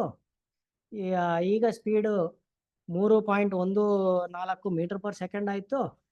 ಅದೇ ವೇಗ ಬಂದು 2 ಮೀಟರ್ ಪರ್ ಸೆಕೆಂಡ್ ಆಯ್ತು. ಸೊ ಒಂದೇ ಉದಾಹರಣೆಯಲ್ಲಿ ನಾವು 2 ಸತಿ ನೋಡಿದ್ವಿ, ವೇಗ ಮತ್ತೆ ಜವ ಸಮ ಇರೋ ಅಗತ್ಯ ಇಲ್ಲ. ಆದ್ರೆ ನಾನು ಒಂದು ಉತ್ತರ ನಿಮಗೆ ಸಂಪೂರ್ಣವಾಗಿ ಕೊಟ್ಟಿಲ್ಲ. ನಾನು ಹೇಳ್ದೆ ನಾವು ಸ್ಥಳಾಂತರ ಲೆಕ್ಕ ಹಾಕ್ಬೇಕಾದ್ರೆ ದಿಕ್ಕನ್ನು ಸಹ ಹೇಳಬೇಕು ಅಂತ. ಸೊ ನಾ ಇಲ್ಲಿ ಬರ್ದಿದ್ದೀನಿ ನೋಡಿ, ಎ ಇಂದ ಬಿ ವರೆಗೆ ಅಂತ ಒಂದು ಬರ್ದಿದ್ದೀನಿ. ಇನ್ನೊಂದು ವೇಗಕ್ಕೂ ಸಹ ದಿಕ್ಕನ್ನು ಹೇಳಬೇಕಿತ್ತು. ಸೊ ಅದಕ್ಕೆ ನಾವಿಲ್ಲಿ ಬರಿಬೇಕಾದ್ರೆ 2 ಮೀಟರ್ ಪರ್ ಸೆಕೆಂಡ್ ಅಂತ ಬರ್ದಾಗ ಎ ಇಂದ ಬಿ ವರೆಗೆ ಈ ದಿಕ್ಕಲ್ಲಿ ಅಂತ ನಾವು ಈ ತರ ಸೂಚಕವಾಗಿ ಎ ಟು ಬಿ ಅಂತ ಒಂದು ಆ್ಯರೋನ ತೋರಿಸೋದು, ಅಥವಾ ಕೆಲವು ನೀವು ಮುಂದಕ್ಕೆ ಹೋದ್ಮೇಲೆ ಗೊತ್ತಾಗತ್ತೆ ಈ ತರ ಎ ಬಿ ಅಂತ ಆ್ಯರೋ ಈ ತರ ಹಾಕೋದು, ಅಥವಾ ಎ ಬಿ ಅಂತ ಬರೆಯೋದು, ಅಥವಾ ಎ ಬಿ ಈ ತರ ಕ್ಯಾಪ್ ಅಂತ ಬರೆಯೋದು. ಈ ತರ ಬೇರೆ ಬೇರೆ ಸಿಂಬಲ್ಸ್ ಇದೆ ಆ ದಿಕ್ಕನ್ನು ತೋರ್ಸಕ್ಕೆ, ಎ ಇಂದ ಬಿ ವರೆಗೆ ಅಂತ. ಯಾವ ಸಂದರ್ಭದಲ್ಲಿ ಯಾವುದನ್ನ ಬಳಕೆ ಮಾಡಬೇಕು ಅಂತ ಈಗ ನಾವು ತಲೆ ಕೆಡ್ಸ್ಕೊಳ್ಳೋದು ಬೇಡ, ಅದು ಈಗ ನಮ್ಗೆ ಅಗತ್ಯನೂ ಇಲ್ಲ. ಆದ್ರೆ ದಿಕ್ಕನ್ನಂತೂ ಕ್ಲಿಯರ್ ಆಗಿ ಹೇಳಬೇಕು ಅನ್ನೋದು ನಮ್ಗೆ ಗೊತ್ತಿತ್ತು. ಓಕೆ, ಸೊ ನಾವು ಇಲ್ಲಿವರೆಗೆ ನಾವು ಏನ್ ನೋಡಿದೀವೋ, ಈಗ ಚಲನೆಯ ಬಗ್ಗೆ ಮಾತಾಡ್ತಾ ಇದ್ದಾಗ ಈ ವೃತ್ತಾಕಾರದಲ್ಲಿ ಓಡಾಡ್ತಾ ಇರೋ ವಸ್ತು ಬಗ್ಗೆ ನಾವು ಮಾತಾಡಿದ್ವಿ. ನಾವು ಹೆಚ್ಚಿನ ಪ್ರಮಾಣದಲ್ಲಿ ನಿಮಗೆ ಕೊಡುವಂತ ಪ್ರಾಬ್ಲಮ್ಸ್ ಅಲ್ಲಿ ಹೈಸ್ಕೂಲ್ ಹಂತದಲ್ಲಿ ಒಂದು ಸರಳ ರೇಖೆಯ ಮುಖಾಂತರ ಚಲನೆ ಇದ್ದಾಗ ಮಾತ್ರ ನಾವು ನೋಡ್ತೀವಿ. ಸೊ ಆ ತರದ ಎಲ್ಲೆಲ್ಲಿ ಸರಳ ರೇಖೆಯಲ್ಲಿ ಮಾತ್ರ ಚಲನೆ ಇರುತ್ತೋ, ಎಲ್ಲಿ ವೇಗವರ್ಧನೆ 0 ಇರುತ್ತೋ ಅಂಥದನ್ನೆಲ್ಲನೂ ನಾವು ಯೂನಿಫಾರ್ಮ್ ಮೋಷನ್ ಅಥವಾ ಏಕರೂಪ ಚಲನೆ ಅಂತ ನಾವು ಕರಿತೀವಿ. ಸೊ ಈ ಪದದ ಬಗ್ಗೆ ನಿಮ್ಗೆ ಗೊತ್ತಿರಬೇಕು. ಯೂನಿಫಾರ್ಮ್ ಮೋಷನ್ ಎಲ್ಲಾದ್ರೂ ನಿಮ್ಗೆ ಕ್ವೆಶನ್ ಅಲ್ಲಿ ಏಕರೂಪ ಚಲನೆ ಅಥವಾ ಯೂನಿಫಾರ್ಮ್ ಮೋಷನ್ ಅಂತ ಪದ ಕೊಟ್ಟಿದ್ದಾರೆ ಅಂದ ತಕ್ಷಣ ನಿಮ್ಗೆ ಏನ್ ಅರ್ಥ ಆಗ್ಬೇಕು? ಒಂದು, ಇದು ಸರಳ ರೇಖೆಯಲ್ಲಿ ಚಲನೆ ಆಗ್ತಾ ಇದೆ, ಸ್ಟ್ರೈಟ್ ಲೈನ್ ಅಲ್ಲಿ ಆಗ್ತಾ ಇದೆ. ಎರಡನೇದು ಗೊತ್ತಾಗ್ಬೇಕಾಗಿದ್ದು ಆಕ್ಸೆಲರೇಷನ್ ಇಲ್ಲ, ವೇಗವರ್ಧನೆ 0 ಇದೆ ಅಂತ ಗೊತ್ತಾಗ್ಬೇಕು. ಓಕೆ, ಈ ಆಕ್ಸೆಲರೇಷನ್ಗೆ ನಾನು ಅಲ್ಲಿ ಹಿಂದೆ ಬರ್ದಿದ್ದೆ. ಆಕ್ಸೆಲರೇಷನ್ ಅಂದ್ರೆ ಏನು? Rate of change of velocity ಅಂತ. ರೇಟ್ ಆಫ್ ಅಂತ ಬಂದಿದ ತಕ್ಷಣ ಕೆಳಗಡೆ ಟೈಮ್, ಸಮಯ ಬರುತ್ತೆ. ಎಷ್ಟು ಬದಲಾವಣೆ ಆಗಿದೆ ವೆಲಾಸಿಟಿ, ಒಂದು ಚಲನೆ ಶುರು ಆದಾಗ ಎಷ್ಟಿತ್ತು ಅದು ಯು ಅಂತ ನಾವು ಸಿಂಬಲ್ ಬಳಸ್ತೀವಿ. ಚಲನೆ ಮುಗಿಯೋ ಹಂತಕ್ಕೆ ಎಷ್ಟು ಬಂತು, so a is equal to v minus u by t ಅಂತ ಬರಿತೀವಿ. ಈಗ ನೋಡಿ, ನ್ಯೂಮರೇಟರ್ ಅಲ್ಲಿ ಇರೋದು ವೆಲಾಸಿಟಿ, ವೇಗ, ಅದಕ್ಕೆ ಯೂನಿಟ್ಸು ಮೀಟರ್ಸ್ ಪರ್ ಸೆಕೆಂಡ್ ಹಿಂದೆ ಬರ್ದಿದ್ವಿ. ಈ ಡಿನಾಮಿನೇಟರ್ ಅಲ್ಲೂ ಸಮಯನೇ ಇರೋದು. ಸೊ ಡಿನಾಮಿನೇಟರ್ ಅಲ್ಲೂ ಸೆಕೆಂಡ್ಸ್ ಅಂತಾನೆ ಬರುತ್ತೆ. ಸೊ ಆಕ್ಸಲರೇಷನ್ದು ಯೂನಿಟ್ಸ್ ಅಂತ ಬಂದಾಗ ಮೀಟರ್ಸ್ ಪರ್ ಸೆಕೆಂಡ್ ಸ್ಕ್ವೇರ್ ಅಥವಾ ಮೀಟರ್ಸ್ ಪರ್ ಸೆಕೆಂಡ್ ಸ್ಕ್ವೇರ್ ಅಂತ ಈ ರೂಪದಲ್ಲಿ ಬರೀತೀವಿ. ವೇಗಕ್ಕೆ ದಿಕ್ಕಿದೆ, ವೇಗದ ಬದಲಾವಣೆಗೂ ದಿಕ್ಕಿರುತ್ತೆ. ಹಾಗಾಗಿ ಆಕ್ಸಲರೇಷನ್, ವೇಗವರ್ಧನೆ ಅಂತ ನಾವು ಏನು ಪದ ಬಳಸ್ತೀವೋ ಅದಕ್ಕೂ ಸಹ ದಿಕ್ಕಿರುತ್ತೆ. ಅದಕ್ಕೇನೆ ನಾವು ಹಿಂದೆ ಲಿಸ್ಟ್ ಮಾಡಿದಾಗ ಅಲ್ಲಿ ಆಕ್ಸಲರೇಷನ್ನ ವೆಕ್ಟರ್ಸ್ ಕ್ವಾಂಟಿಟಿ, ಯಾವ ಯಾವ ಫಿಸಿಕಲ್ ಕ್ವಾಂಟಿಟಿಗೆ ದಿಕ್ಕು ಇರುತ್ತೋ ಆ ಲಿಸ್ಟ್ಗೆ, ಆ ಪಟ್ಟಿಗೆ ಸೇರಿಸಿದ್ವಿ. ಈ ಫಿಸಿಕಲ್ ಕ್ವಾಂಟಿಟೀಸ್, ಈಗ ನಾವು ಎಷ್ಟು ಫಿಸಿಕಲ್ ಕ್ವಾಂಟಿಟೀಸ್ ಬಗ್ಗೆ ಓದಿದೀವಿ ಅಂತ ನೋಡಿ. ಈ ಚಲನೆಯ ಬಗ್ಗೆ ತಿಳ್ಕೋಬೇಕಾದ್ರೆ,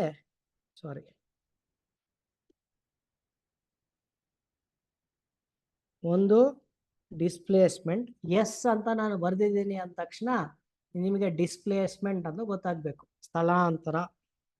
ಟಿ ಅಂತ ಬರ್ದಿದ ತಕ್ಷಣ ಎಷ್ಟು ಸಮಯ, ವಿ ಅಂತ ಬರ್ದಿದ ತಕ್ಷಣ ಎಷ್ಟು ವೇಗ ಇದೆ, ಕೊನೆಯದಾಗಿ ಅಂತ ಫೈನಲ್ ವೆಲಾಸಿಟಿ ಅಂತ ನಾವು ಕರಿತೀವಿ. ಇದನ್ನು ಫೈನಲ್ ವೆಲಾಸಿಟಿ. ಯು ಅಂತ ಬರ್ದಿದ್ರೆ ಅದನ್ನ ಇನಿಷಿಯಲ್ ವೆಲಾಸಿಟಿ, ಚಲನೆ ಶುರು ಆದಾಗ ವೇಗ ಎಷ್ಟಿತ್ತು ಅಂತ. ಅಂಡ್ 5ನೇದು ಬಂದು ಆಕ್ಸಲರೇಷನ್ ಎ. ಈಗ ಒಂದು ಗಮನಿಸ್ಬೇಕು, ಆಕ್ಸಲರೇಷನ್ 0 ಇದೆ ಅನ್ಕೊಳ್ಳೋಣ. ಈಗ ಇಲ್ಲಿ ಮೇಲ್ಗಡೆ ಯೂನಿಫಾರ್ಮ್ ಮೋಷನ್ ಅಂದ್ರೆ, ಏಕರೂಪದ ಚಲನೆ ಇದೆ ಅಂದ್ರೆ ಆಕ್ಸಲರೇಷನ್ 0 ಇರುತ್ತೆ ಅಂತ ನಾವು ಹೇಳಿದ್ವಿ. ಆಕ್ಸಲರೇಷನ್ 0 ಇದೆ ಅಂದ್ರೆ ಅರ್ಥ ಏನು, ಏನಿರ್ಬೋದು? ಇಲ್ಲಿ ಫಾರ್ಮುಲಾ ಇದೆ ನೋಡಿ, acceleration a is equal to v minus u by t ಅಂದ್ರೆ acceleration is equal to v minus u by T.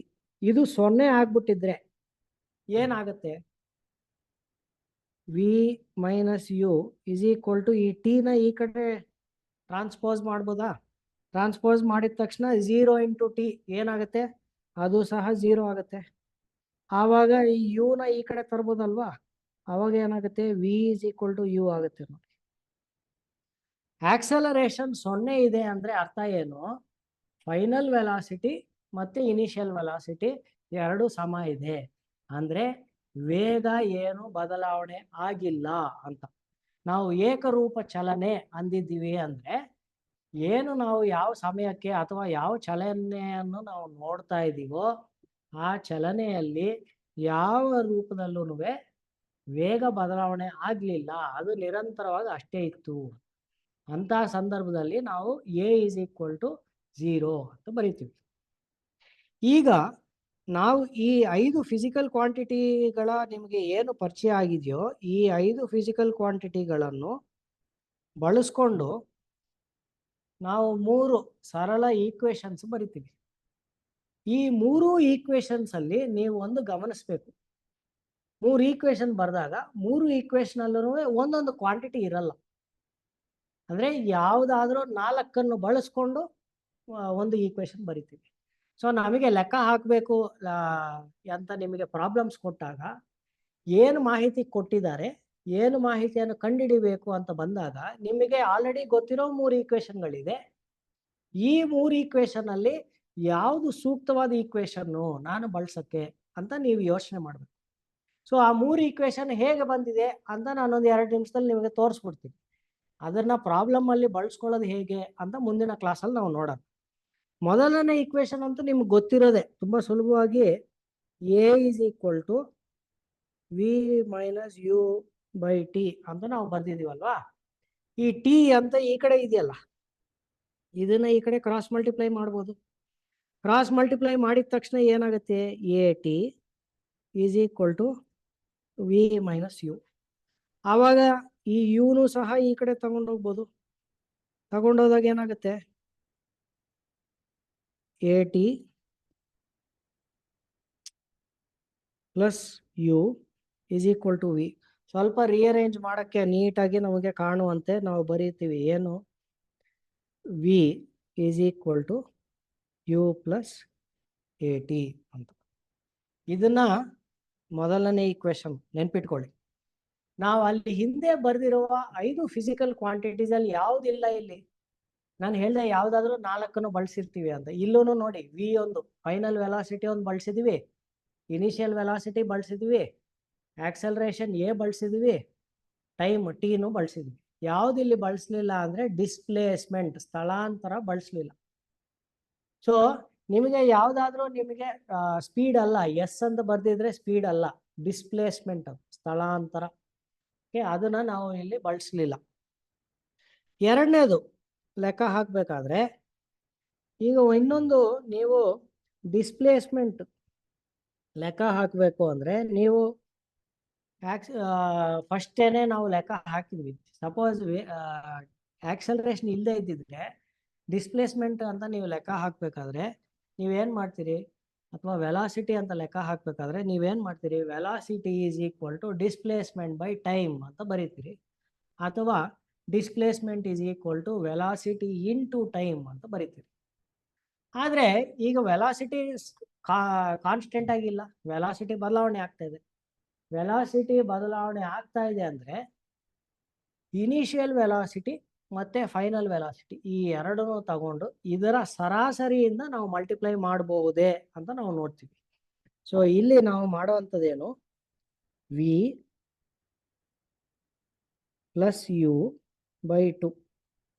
ಯಾಕೆ ಈ v plus u by two ಅಂತ ಬರಿತಾ ಇದ್ದೀವಿ ಅಂದರೆ ವೇಗ ಏನಾದರೂ ಬದಲಾವಣೆ ಆಗ್ತಾ ಇದ್ರೆ ಶುರುವಾದಾಗ ಎಷ್ಟು ವೇಗ ಇತ್ತು, ಕೊನೆಯಲ್ಲಿ ಚಲನೆ ಮುಗಿದಾಗ ಎಷ್ಟು ವೇಗ ಇತ್ತು, ಈ ಎರಡರ ಸರಾಸರಿ ಅದು v plus u by two into t ಅಂತ ಬರೆದ್ರೆ ನನಗೆ ನಿಖರವಾಗಿ ಅದರ ಟೈಮ್ ಎಷ್ಟು ಅಂತ ಗೊತ್ತಾಗುತ್ತೆ, right.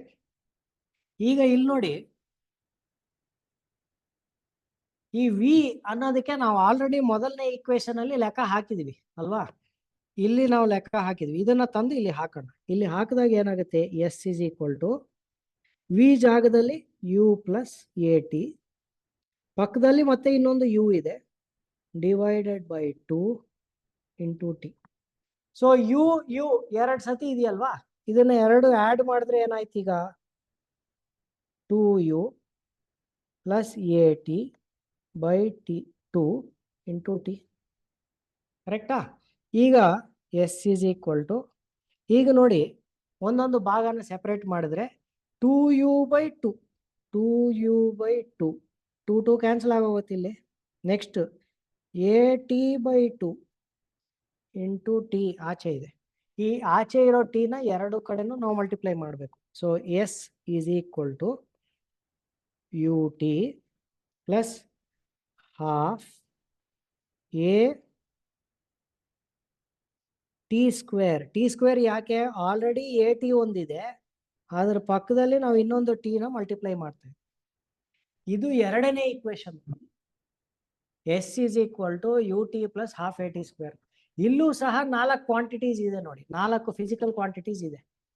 S displacement, u initial velocity, t time, a acceleration. ಇಲ್ಲಿ ಯಾವ ಫಿಸಿಕಲ್ ಕ್ವಾಂಟಿಟಿ ಇಲ್ಲ? ಯಾರಾದ್ರೂ ಚಾಟ್ ಅಲ್ಲಿ ಹಾಕ್ತೀರಾ? ಇಲ್ಲಿ ಫೈನಲ್ ವೆಲಾಸಿಟಿ ಇಲ್ಲ. ಸಿಂಧು ಕರೆಕ್ಟ್ ಆಗಿ ಮೆಸೇಜ್ ಹಾಕಿದ್ದಾರೆ. ಫೈನಲ್ ವೆಲಾಸಿಟಿ ವಿ ನ ಇಲ್ಲ. ಹಾಗಾಗಿ ಎರಡನೇ ಈಕ್ವೇಶನ್ ಅಲ್ಲಿ ಇಲ್ಲದೆ ಇರೋ ಫಿಸಿಕಲ್ ಕ್ವಾಂಟಿಟಿ ಯಾವುದು? Final velocity. ಇದೇ ಈಕ್ವೇಶನ್ ನ ಬಳಸ್ಕೊಂಡು ನಾವು ಮತ್ತೆ ಇನ್ನೊಂದು ಮೂರನೇ ಈಕ್ವೇಶನ್ ನ ಕಂಡುಹಿಡಿಬಹುದು. S is equal to v plus u by 2 into t ಇದೆಯಲ್ಲ, ಇದನ್ನ ಒಂದು ನೋಡಿ, ಈ ಮೊದಲನೇ ಈಕ್ವೇಶನ್ ನೋಡಿ, ಇಲ್ಲಿ ಇರೋ ಈಕ್ವೇಶನ್ ನೋಡಿ, a is equal to v minus u by t ಅಂತ ಇದ್ರೆ, ಇದನ್ನ ನಾನು ಟಿನ ಇಲ್ಲಿಗೆ ತಂದು ಏನೋ ಉಲ್ಟಾ ಇಲ್ಲಿಗೆ ತರಬಹುದಲ್ವಾ? ಅಂದ್ರೆ t is equal to v minus u by a ಅಂತಾನು ಬರಿಬೋದಾ? ಸೊ ಈ ಮೇಲ್ಗಡೆ ಟಿ ಇರೋ ಜಾಗದಲ್ಲಿ ಇದನ್ನ ತಂದು ನಾನು ಹಾಕ್ಬೋದೆ? ಹಾಕಿದಾಗ ಏನಾಗುತ್ತೆ? S is equal to v plus u by 2 into v minus u by a. ಈ v plus u into v minus u ಅಂತ ಬಂದಿದ್ರೆ ನೀವು ಆಲ್ಜಿಬ್ರಾ ಅಲ್ಲಿ ಓದಿರ್ತೀರಾ. A plus b into a minus b ಅಂತ ಬಂದಿದ್ರೆ ಅದನ್ನ ನೀವು a square minus b square ಅಂತ ಬರಿತೀರಿ. So v plus u into v minus u ಅಂತ ಬಂದಿದ್ರೆ v square minus u square ಅಂತ ಬರಿಬೋದು. S is equal to v square minus u square by, ಕೆಳಗಡೆ ನೋಡಿ 2 ಇಂಟು ಎ ಅಂತ ಇದೆ. ಸೊ ಈ 2a ಈ ಕಡೆ ತಗೊಂಬನ್ನಿ.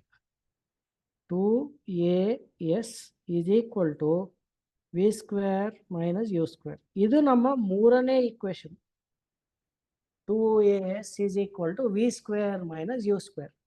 ಇದರಲ್ಲೂ 4 ಫಿಸಿಕಲ್ ಕ್ವಾಂಟಿಟೀಸ್ ಇದೆ. ಆಕ್ಸಲರೇಷನ್ ಎ ಇದೆ, ಸ್ಥಳಾಂತರ ಎಸ್ ಇದೆ, ಫೈನಲ್ ವೆಲಾಸಿಟಿ ವಿ ಇದೆ, ಇನಿಷಿಯಲ್ ವೆಲಾಸಿಟಿ ಯು ಇದೆ, ಆದರೆ ಸಮಯ ಇಲ್ಲ. ಸೊ ಈ ಮೂರು ಈಕ್ವೇಶನ್ಗಳ ಒಂದು ವಿಶೇಷತೆ ಏನಂದ್ರೆ, ನಮಗೆ 5 ಫಿಸಿಕಲ್ ಕ್ವಾಂಟಿಟಿ ಇದೆ. 5 ಫಿಸಿಕಲ್ ಕ್ವಾಂಟಿಟಿಯಲ್ಲಿ ಒಂದೊಂದು ಈಕ್ವೇಶನ್ ನಲ್ಲೂ ಒಂದೊಂದು ಫಿಸಿಕಲ್ ಕ್ವಾಂಟಿಟಿ ಕಡಿಮೆ ಇದೆ. ಈ ಮೂರನ್ನು ಬಳಸ್ಕೊಂಡು ನಾವು ನೆಕ್ಸ್ಟ್ ಕ್ಲಾಸಲ್ಲಿ ಒಂದಷ್ಟು ಪ್ರಾಬ್ಲಮ್ಸ್ನ ಸಾಲ್ವ್ ಮಾಡೋಣ. ಅದಕ್ಕೆ ಒಂದ್ಸತಿ ಈ ಈಕ್ವೇಶನ್ಸ್ ಹೇಗೆ ಬಂದಿದೆ ಅನ್ನೋದು ಈ ವಿಡಿಯೋ ಅಪ್ಲೋಡ್ ಆದಮೇಲೆ ಒಂದ್ಸತಿ ಮತ್ತೊಮ್ಮೆ ರಿವೈಸ್ ಮಾಡಿ. ಸ್ವಲ್ಪ ಜನಕ್ಕೆ ಗೊಂದಲ ಆಗಿರ್ಬೋದು, ಆದ್ರೂ ತುಂಬ ಕಷ್ಟ ಏನಿಲ್ಲ. ಈ ಪ್ರಾಬ್ಲಮ್ಸ್ ಸಾಲ್ವ್ ಮಾಡಿದಾಗ ನಿಮಗೆ ಇನ್ನೂ ಸ್ಪಷ್ಟವಾಗಿ ಅರ್ಥ ಆಗುತ್ತೆ. ನೆಕ್ಸ್ಟ್ ಸೆಷನ್ ನಿಮಗೆ ಭಾನುವಾರ ದಿವಸ ಡೌಟ್ ಕ್ಲಾರಿಫಿಕೇಶನ್ ಸೆಷನ್ ಇರುತ್ತೆ. ಡೌಟ್ ಕ್ಲಾರಿಫಿಕೇಶನ್ ಸೆಷನಲ್ಲಿ ಈಗಾಗಲೇ ಗಣಿತದಲ್ಲಿ ಮತ್ತು ವಿಜ್ಞಾನದಲ್ಲಿ ಏನು ಪಾಠಗಳಾಗಿದೆಯೋ ಅದಕ್ಕೆ ಸಂಬಂಧಪಟ್ಟಂಗೆ ಏನೇ ಗೊಂದಲಗಳಿದ್ರು ನೀವು ಅವತ್ತು ಸೆಷನಲ್ಲಿ ಅನ್ಮ್ಯೂಟ್ ಮಾಡಿ ಕೇಳಿದ್ರೆ ಟೀಚರ್ಸ್ ನಿಮಗೆ ಇದಕ್ಕೆ ಸೂಕ್ತವಾದ ಉತ್ತರಗಳು ಕೊಡ್ತಾರೆ. ಇದ್ರ ಜೊತೆಗೆ ಒಂದು ವರ್ಕ್ಶೀಟನ್ನು ಸಹ ಅವತ್ತು ಕಳಿಸ್ತಾರೆ. ಈ ವಿಜ್ಞಾನದ ವಿಷಯದಲ್ಲಿ ಯೂನಿಟ್ಸ್ ಮತ್ತು ಈ ಚಲನೆ ಸಂಬಂಧಪಟ್ಟಂಗೆ ಕೆಲವು ಪ್ರಾಬ್ಲಮ್ಸ್ ಸಾಧ್ಯ ಆದರೆ ಅವತ್ತು ಸಾಲ್ವ್ ಮಾಡೋಣ. ಆಗದೇ ಇದ್ದ ಪಕ್ಷದಲ್ಲಿ ಸೋಮವಾರ ಕ್ಲಾಸ್ ನಡೆಯಿದ್ದಾಗ ನಾವು ಈ ಕೈನಮ್ಯಾಟಿಕ್ಸ್ ಈ 3 ಈಕ್ವೇಶನ್ಗಳನ್ನ ಬಳಸ್ಕೊಂಡು ಒಂದಷ್ಟು ಪ್ರಾಬ್ಲಮ್ಸಲ್ಲಿ ಸಾಲ್ವ್ ಮಾಡ್ತೀವಿ.